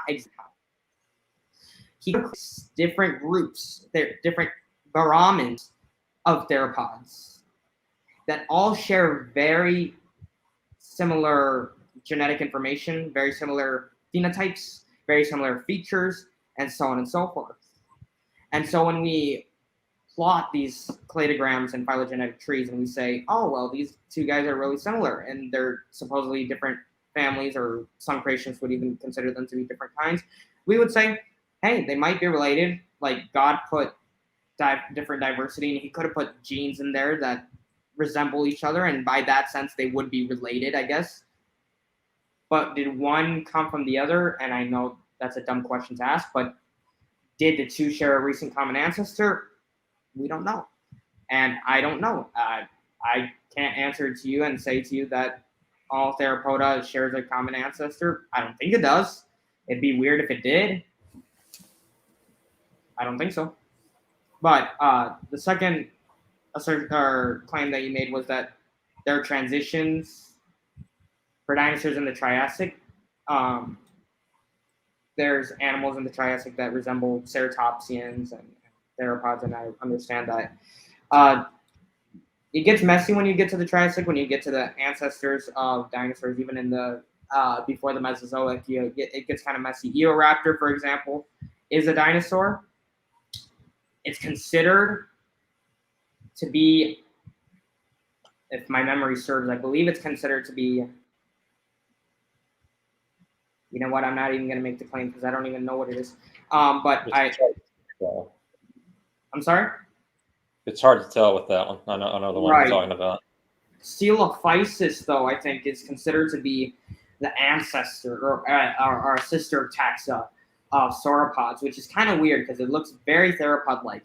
And actually, I just remember this. The figure that I presented at the very end of my presentation shows a coelophysis into a bird, which is kind of ridiculous because even evolutionary paleontologists would say that coelophyses are more closely related to sauropods than they are to theropods. I just realized that. Oh my goodness. Anyway, I'm a nerd, so I'm going to keep on going down rabbit trails. But anyway, I think that's all I have to say. Unless Jackson has anything else to say, I really love the discussion. And if we all agree, we can probably go into the Q&A. Absolutely. That's exactly what I was going to say. Believe it or not, the 50 minutes just ran out. 50 minutes has flown by. But to be fair, Jackson, since Guzman did bring up some points there, feel free to kind of wrap up your thoughts right now in terms of the discussion, Jackson. Then we'll do some short closing statements. Then we'll get in some questions from the audience. I don't really have anything to add, just a fun discussion. So let's get to the questions. Okay. Guzman, did you have any concluding remarks? Any way you kind of want to wrap this up, wrap up the debate itself? We did agree to 5-minute closing statements, so I'd recommend utilizing them just to kind of, demonstrate to the audience as to how you feel the debate went, and if you guys kind of met your burden of proof for the day. Yeah, no worries. So why don't we start with you, Jackson? We'll give you the floor for your 5-minute closing statement. Of course, you don't have to use it all, but go ahead. Go ahead, Jackson. Yeah, I don't have much to say. It's not going to take 5 minutes, but yeah, I think there's sufficient fossil evidence to say that theropods evolved into birds, and technically birds are still theropods if you go by that. But yeah, this debate was fun. Probably the most fun debate out of all of them, I think, honestly. Hang on a second. Window popped up. Jonathan's very knowledgeable. He's told me he was only 15 years old, so that's impressive. So, just keep researching, and whatever conclusion you make, I respect it. So that's my closing statement. All right, Jackson, I appreciate that, and I do agree. This was a fantastic discussion. I would say probably the best on this topic, which means, to people in the audience, share this around. If anybody is asking, questions pertaining to this specific topic, it is an important topic. Send them this debate because I think it's a great debate that demonstrates both sides of the argument. The universal ancestry model and the theropod dinosaur to bird model and the separate ancestry model. So, Guzman, that being said, we're going to hand it over to you. You have 5 minutes for your concluding statement. Whenever you are ready, I'll start the timer. Sure. I just wanted to say I really had a lot of fun. I always love talking about this sort of thing. I've been researching this thing for not very long, probably a year and a half at most, is how long I've been researching this, reading as many papers as I could. And I really had fun. I want to thank Jackson for coming on. I want to thank Stanley for hosting it. I want to thank everybody for watching this. I'd like to say thank you to Jackson for the very kind words. But I'd like to say that everything that I have presented here, I hope was to the glory of God and magnifies God's creation. And whatever conclusion you get out of this, I just want everybody to realize that whether whether we disagree, we can all really just look at God's creation and say, I don't know if Jackson's a theist or not, or Christian, but I look at God's creation and I say, "Oh Lord, my God, when I in awesome wonder consider all the worlds thy hands hath made. I see the stars, I hear the rolling thunder, and then I say, how great thou art." And so I really love this topic, and I really love God's creation. I really love God, and I thank God for this opportunity and for giving us so many things in this universe. The Bible says that it's the glory of God to conceal a thing, and then the honor of kings to search out a matter. And so I think that's what we're doing. We're searching things out. God hides things in this universe so that we can have fun, a little fun, and look at it and say, "God, you're so awesome." That's really my last thoughts. Thank you. All right. I appreciate that, Guzman. I appreciate that as well. Jackson, thank you, gentlemen, for an awesome debate. Thank you for the concluding statements. Jackson, you've got some compliments in the chat. People saying that your external mic is great and a major improvement since your last debate with Kent. The last debate wasn't that great. The debate with Kent went well, though. I mean, I think it's sitting at over 5,000 views right now. You guys had a great discussion, and you're going to be doing a lot more debates on a great variety of kind of creation versus evolution related topics. So it's a great time to get a new mic. So why don't we jump right into the questions then? Again, Jackson Guzman, thank you so much for giving us your time for tonight. And thank you for making an engaging, scholarly debate. Lots of great points, very technical. So that being said, we're going to wrap it up at the 2-hour mark. So I'm going to put a timer here, 20 minutes for the Q&A. And we'll get through as many as we can. So why don't we pull them up right now? And the first question that came in all the way at the beginning of the debate in the form of a super chat, Jerome M. Thank you so much, Jerome, for your support and your question. Question for Jackson. How would you explain the recent find of a bird in the stomach of a theropod dinosaur? That's Sinocalliopteryx, I believe. Sinocalliopteryx, that's how it's pronounced. Had Confucius ornis bones in its stomach. So they lived alongside each other. As already pointed out in this debate, there were some bird-like dinosaurs and dinosaur-like birds living alongside each other in the Cretaceous. But you go back further to the Jurassic, it's just feathered theropods like Suricornis. So I don't find that to be problematic. Okay, I appreciate the question, Jerome. I appreciate the answer, Jackson. Guzman, anything you wanted to add to that? I just want to say I actually have that paper downloaded on my computer. It's a very interesting read. I personally, I know I'm going to probably get a lot of backlash about this, but I don't think it's really incredibly problematic for the evolutionary worldview. The fact that you have Confucius ornis, which is a sort of basal, they say, bird within a Sinocalliopteryx. It's now, if you were to present that 60 years ago, it would. Like, if you were to present that to John Ostrom back in the 70s, he would have been like, wait, there's no way. That's like, no, that can't be. But now it's kind of like they've kind of like gone away from that and stepped back from that and said like, yeah, whatever. But I will say this, that if you were to test the initial claim that was made by Ostrom and Bacher and colleagues, it would go against that initial claim. So yeah, I do find that to be problematic somewhat. Okay, Guzman, I appreciate those additional points. Jackson, it was your question. You can have the final word. Yeah, if you find Confucius ornis inside of Suricornis, the earliest one known, then that would be a major problem, I think, if you didn't find some precursors to that. So, yeah, that's all I have to say. All right, I appreciate that. Jackson, super chat comes in from Cute One, $5, says the Goose, as in the man. So, Guzman, apparently you are the man with the plan. You got some fans out there. So, next question comes in from Redefine Living. He says, question for Jackson. Because dinosaurs evolved into birds, he says, are birds classified as reptiles because of the law of monophyly? I guess in a roundabout way they would be, but it's a weird yes and no answer. It's And I'm not qualified to answer that fully. So that's really all I have to say. All right, I appreciate that, Jackson. Anything you wanted to add, Guzman? I could say something, but I want to get through these questions. So, okay. All right, I appreciate it, guys. I appreciate it. So this question comes in for the both of you. So we'll get both of your input. This comes in from T-Rock, who will be debating Snake was right, actually, on the age of the Earth. Actually, I believe that is tomorrow, within the next couple of days, that's for sure. So T-Rock asks, for both participants, what was the first theropod that went from bellows lungs to avian lungs, and how long would that take?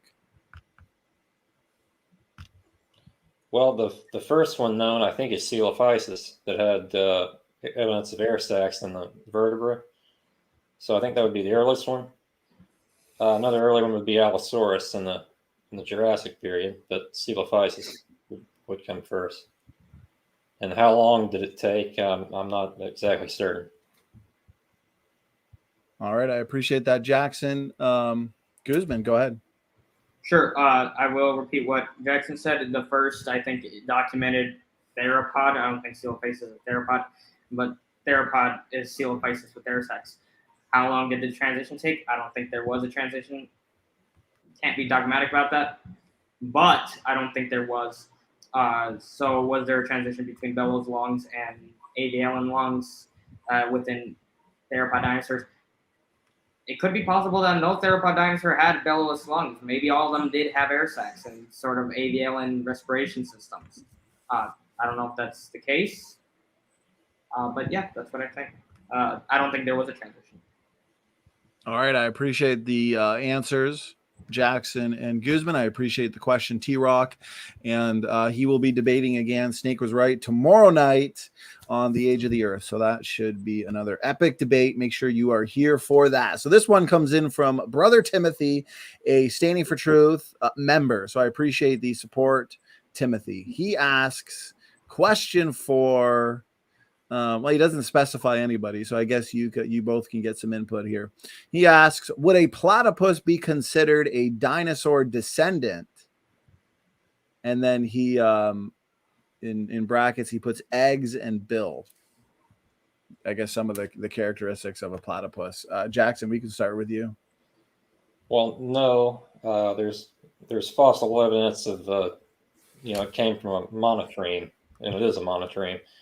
They're not linked to dinosaurs unless you want to. They're linked to some reptilian-like creatures back in the Permian period, the therapsids and the cynodonts in the Triassic, and then mammalia forms further up the Jurassic, and then monotremes, and then it went like that. So no, they're not related to dinosaurs.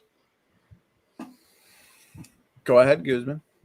I'll also say the same thing.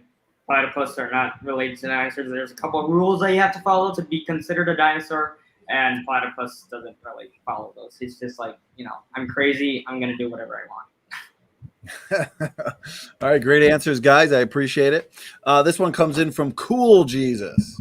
So he says, question for Guzman. Guzman, do you think feathered theropods were created on day 5 or day 6?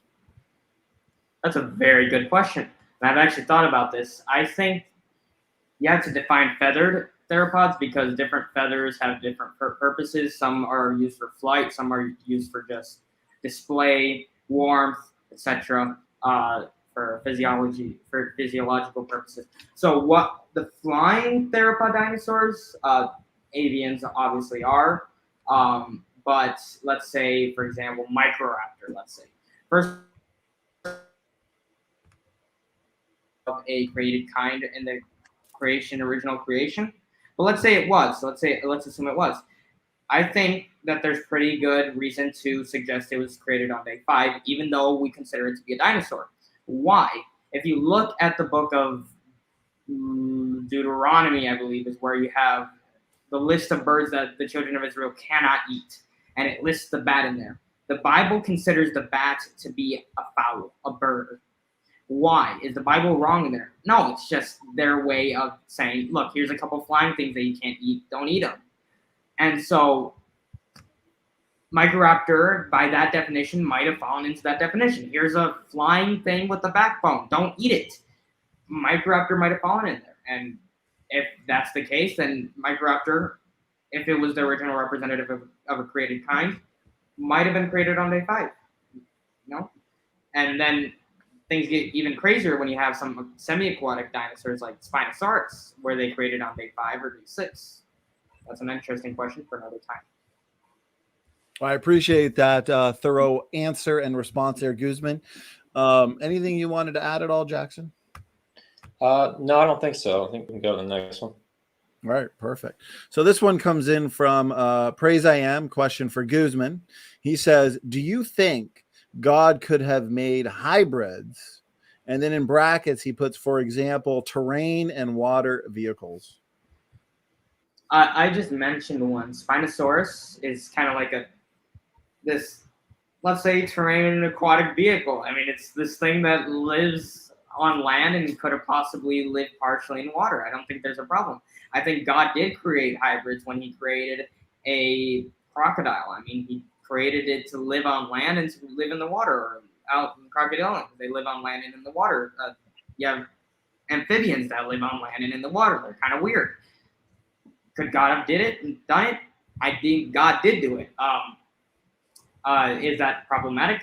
No, it's just, it further magnifies God's creative hand. I appreciate the response, Guzman.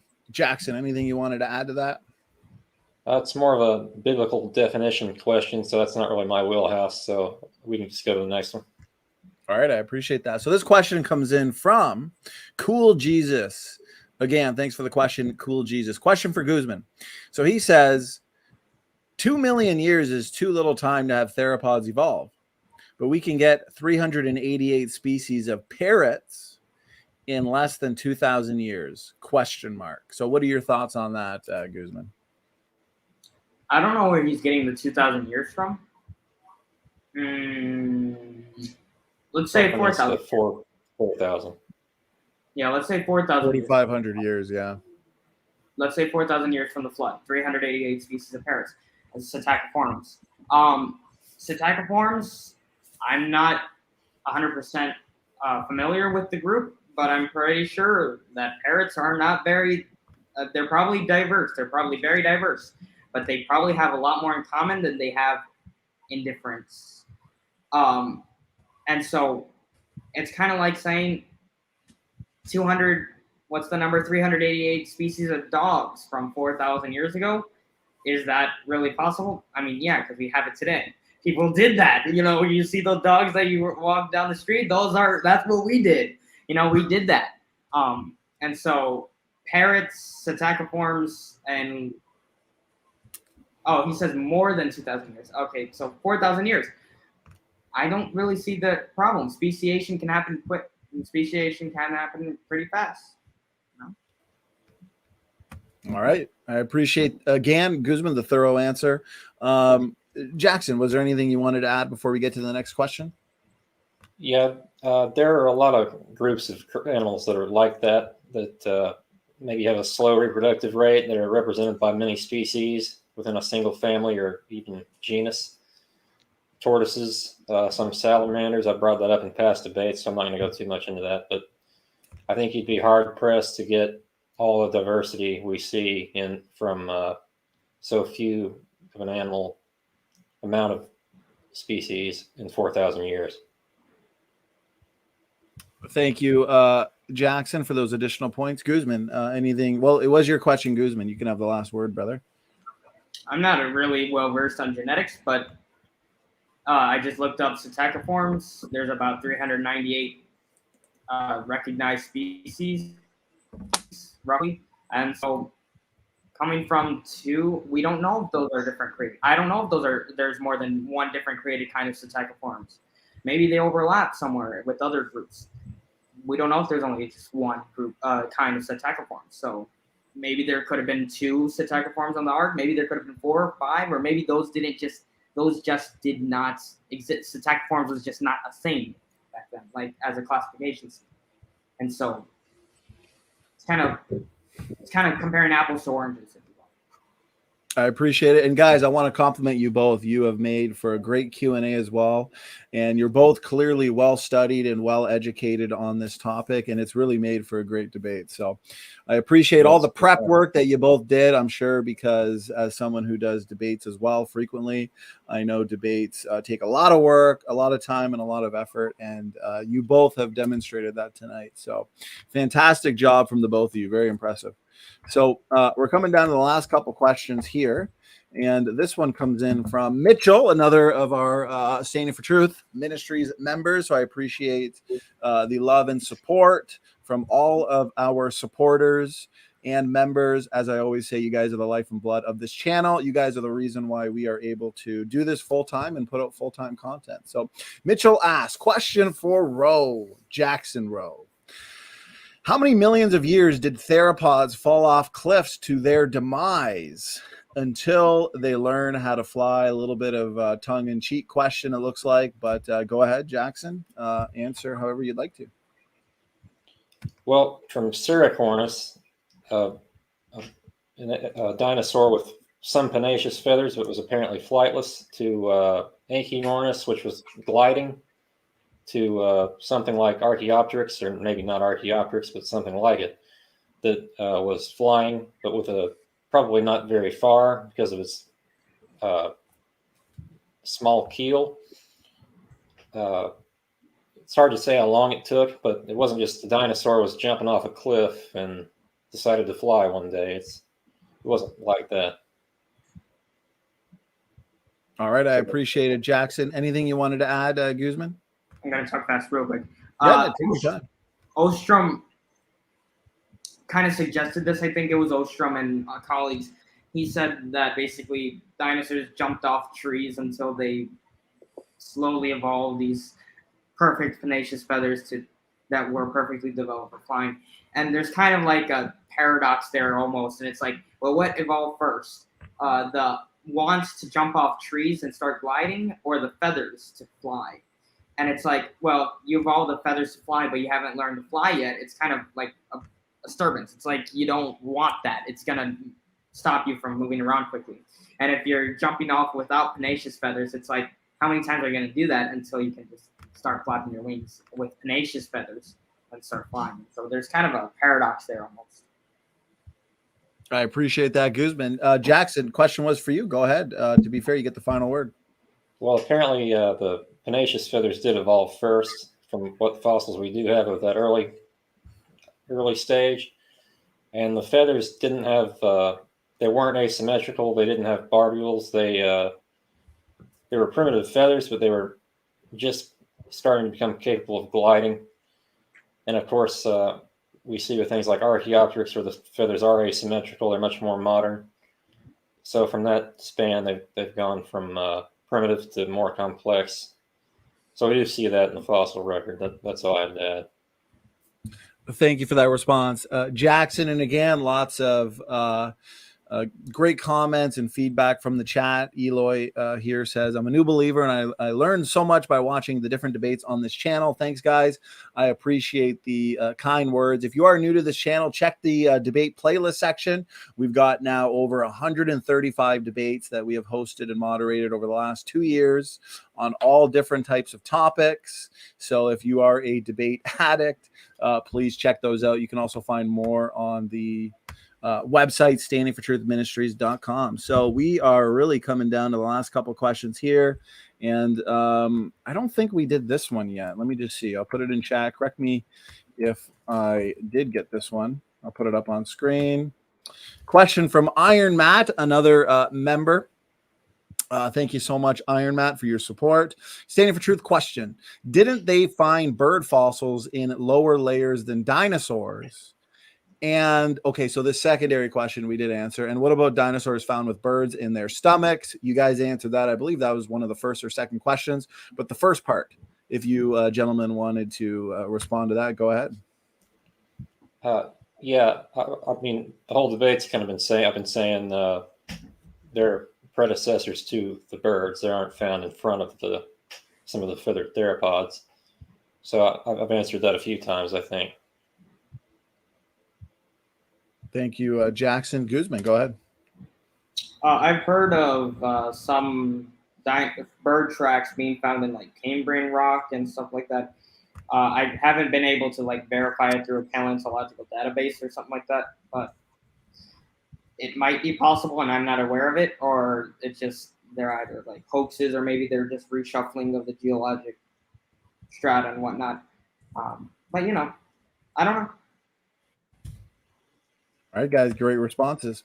Okay, so here, last couple questions. This question is for Guzman. Guzman, what were dinosaurs called by humans before the 1800s? What we're done. This sounds like a Jeopardy question. I think he wants me to say. That's. I think he wants me to say dragon. No. So dinosaurs. Dinosaur was called. Dinosaur comes from two Latin words, I believe. Dinos and sauros. Terrible lizards. We now know that they're not lizards, and some were actually not so terrible. But what were they called before them? They were called dragons. People probably looked at the bones and they're just like, these things are huge. They're like, these are giants. There's actually a story. Thomas Jefferson sent out Lewis and Clark to find these huge animals that he thinks might have existed one time. That because in England they found this giant. We know it was the tip of a dinosaur fossil, and it looked like the tip of a leg bone of a human, a giant mammal. And so Thomas Jefferson's like, guys, go find something this huge. They never did, of course. They came back empty-handed, and they're like, no, we have no idea what that is. We now know it was a dinosaur fossil. We know Romans, ancient Romans and Greeks found dinosaur fossils, and Native Americans found dinosaur fossils before they were ever recognized as dinosaurs. And yeah, they were obviously called dragons before the 1800s. Thank you for that response, Guzman, and a great and, as you know, common question. Jackson, anything you wanted to add to that?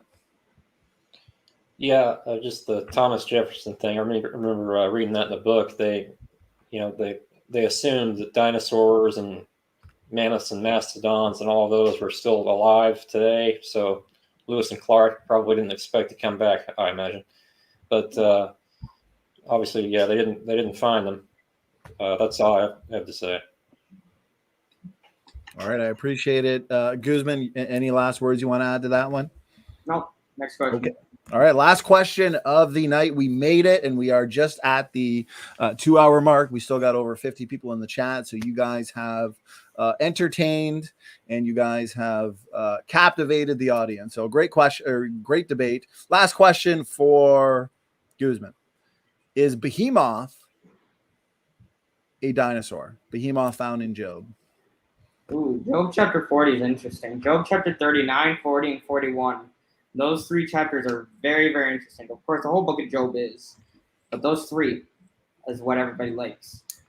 Job 39 describes something called a unicorn, and if you look at a Spanish translation of the Bible of the Holy Scriptures, it'll translate that as buffalo, a buffalo.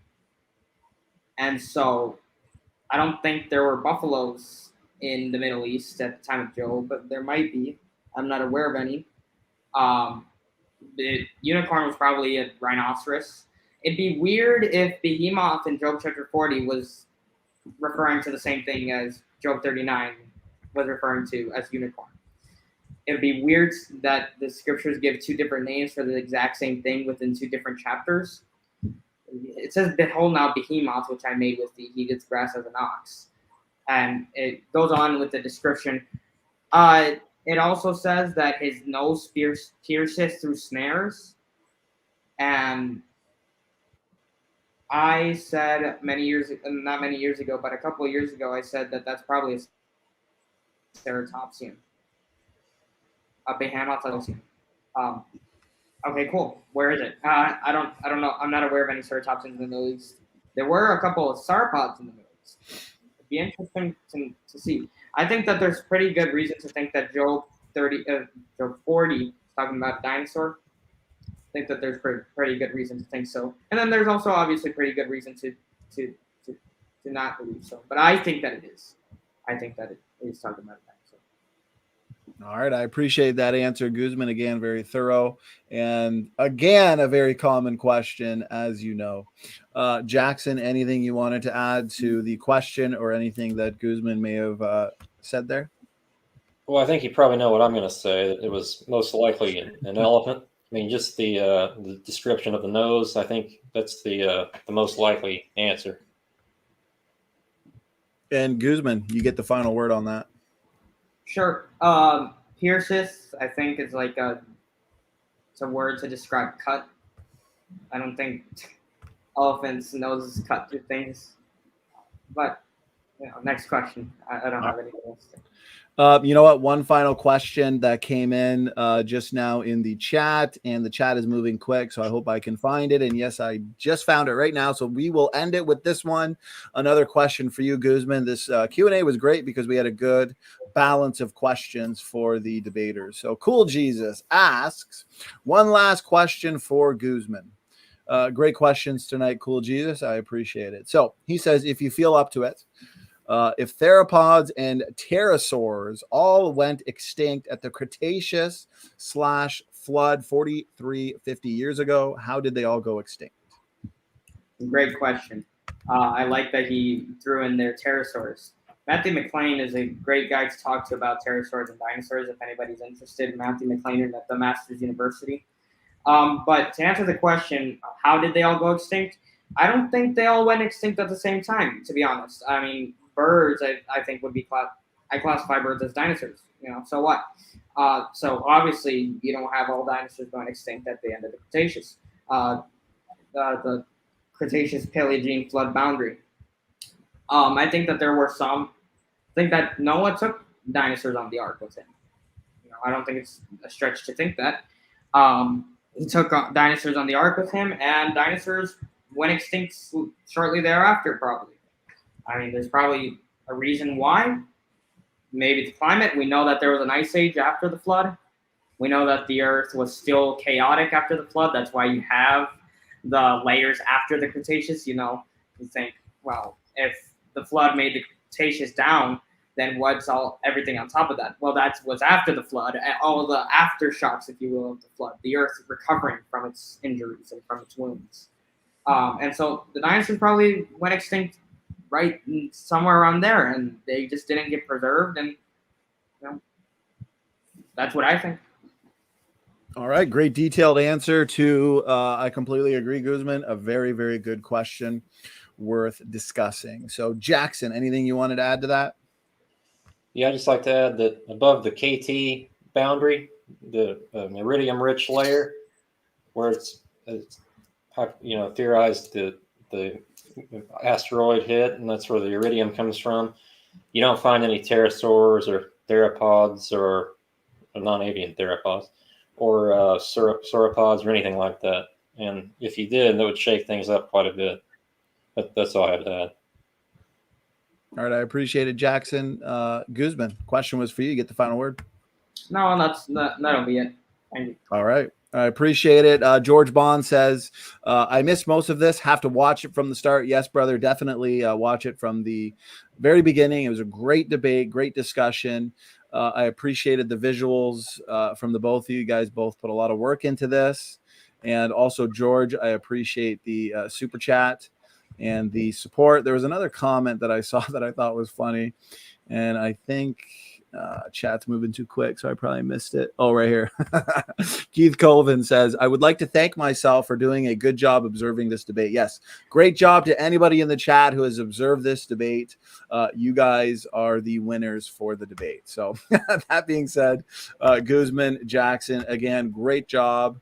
A really, really good debate. Please, everybody in the audience, share this around. It's such an important topic that I believe needs more discussion. So Guzman, Jackson, some final words, final thoughts. Again, thank you so much for being here. Thank you so much for giving us your time for this. Why don't we start with Jackson? Thanks again for being here. Final words, final thoughts. Yeah, I just want to say this has been a really fun debate, really cordial. Jonathan seems like a good guy, and I respect his point of view. Respect your point of view, Donnie. Obviously, we disagree, but that doesn't mean we can't all be friends and all that. So, amen. That's all I have to say. It's just a really fun debate. Great final words, Jackson. I completely agree.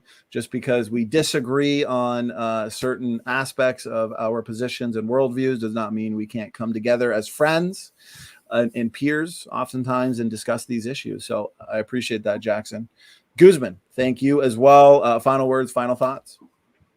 I'm obviously not here to try to convince you, Jackson, but it'd be great for you to, I'm not sure if you're a Christian or not, but it'd be great for you to become a creationist, see you do great things for the Lord. It'd be great to have you on the winning side. I'm on the winning side, you know. But I saw this in since it came up earlier. Chicxulub. What's interesting about Chicxulub, the Chicxulub crater, is that obviously it's underwater and under a lot of you can't actually see the Chicxulub crater today. But around the perimeter of the Chicxulub crater, you have a lot of small craters. In Spanish, they're called cenotes. And so they're like these little caves that surround, there's like, I think like 28 of these caves surrounding Chicxulub. I've actually been there and I've actually seen some of the cenotes. They're pretty awesome. And you see fossils in all these cenotes and everything. It's really, really cool. You should see it if you ever get the chance. You should definitely go to Chicxulub. And I think there's actually pretty good evidence to suggest that there was something that happened there, namely a Chicxulub comet or meteorite, whatever it was, an extraterrestrial object, extraterrestrial object. I appreciate that, Guzman. Great final words. Great final words from the both of you. Again, to the chat, thank you so much for so many great questions, comments, feedback. Very lively tonight. We've had a great audience. We still have a great audience, and we will be back here tomorrow. I believe this one's at 9. We have T-Rock and Snake Was Right. Another couple highly knowledgeable debaters. They will be debating the important question, is the earth old or is the earth young? Last night we had a debate on soteriology, can a believer lose his salvation? Tonight we had this epic debate, birds from dinosaurs, and tomorrow we've got a debate on the age of the earth. So the fun continues. Again, Jackson, Guzman, thank you so much. Gentlemen, thank you for the endurance. We are wrapping it up here. Thank you everybody for tuning in. Stand for Truth is out. God bless.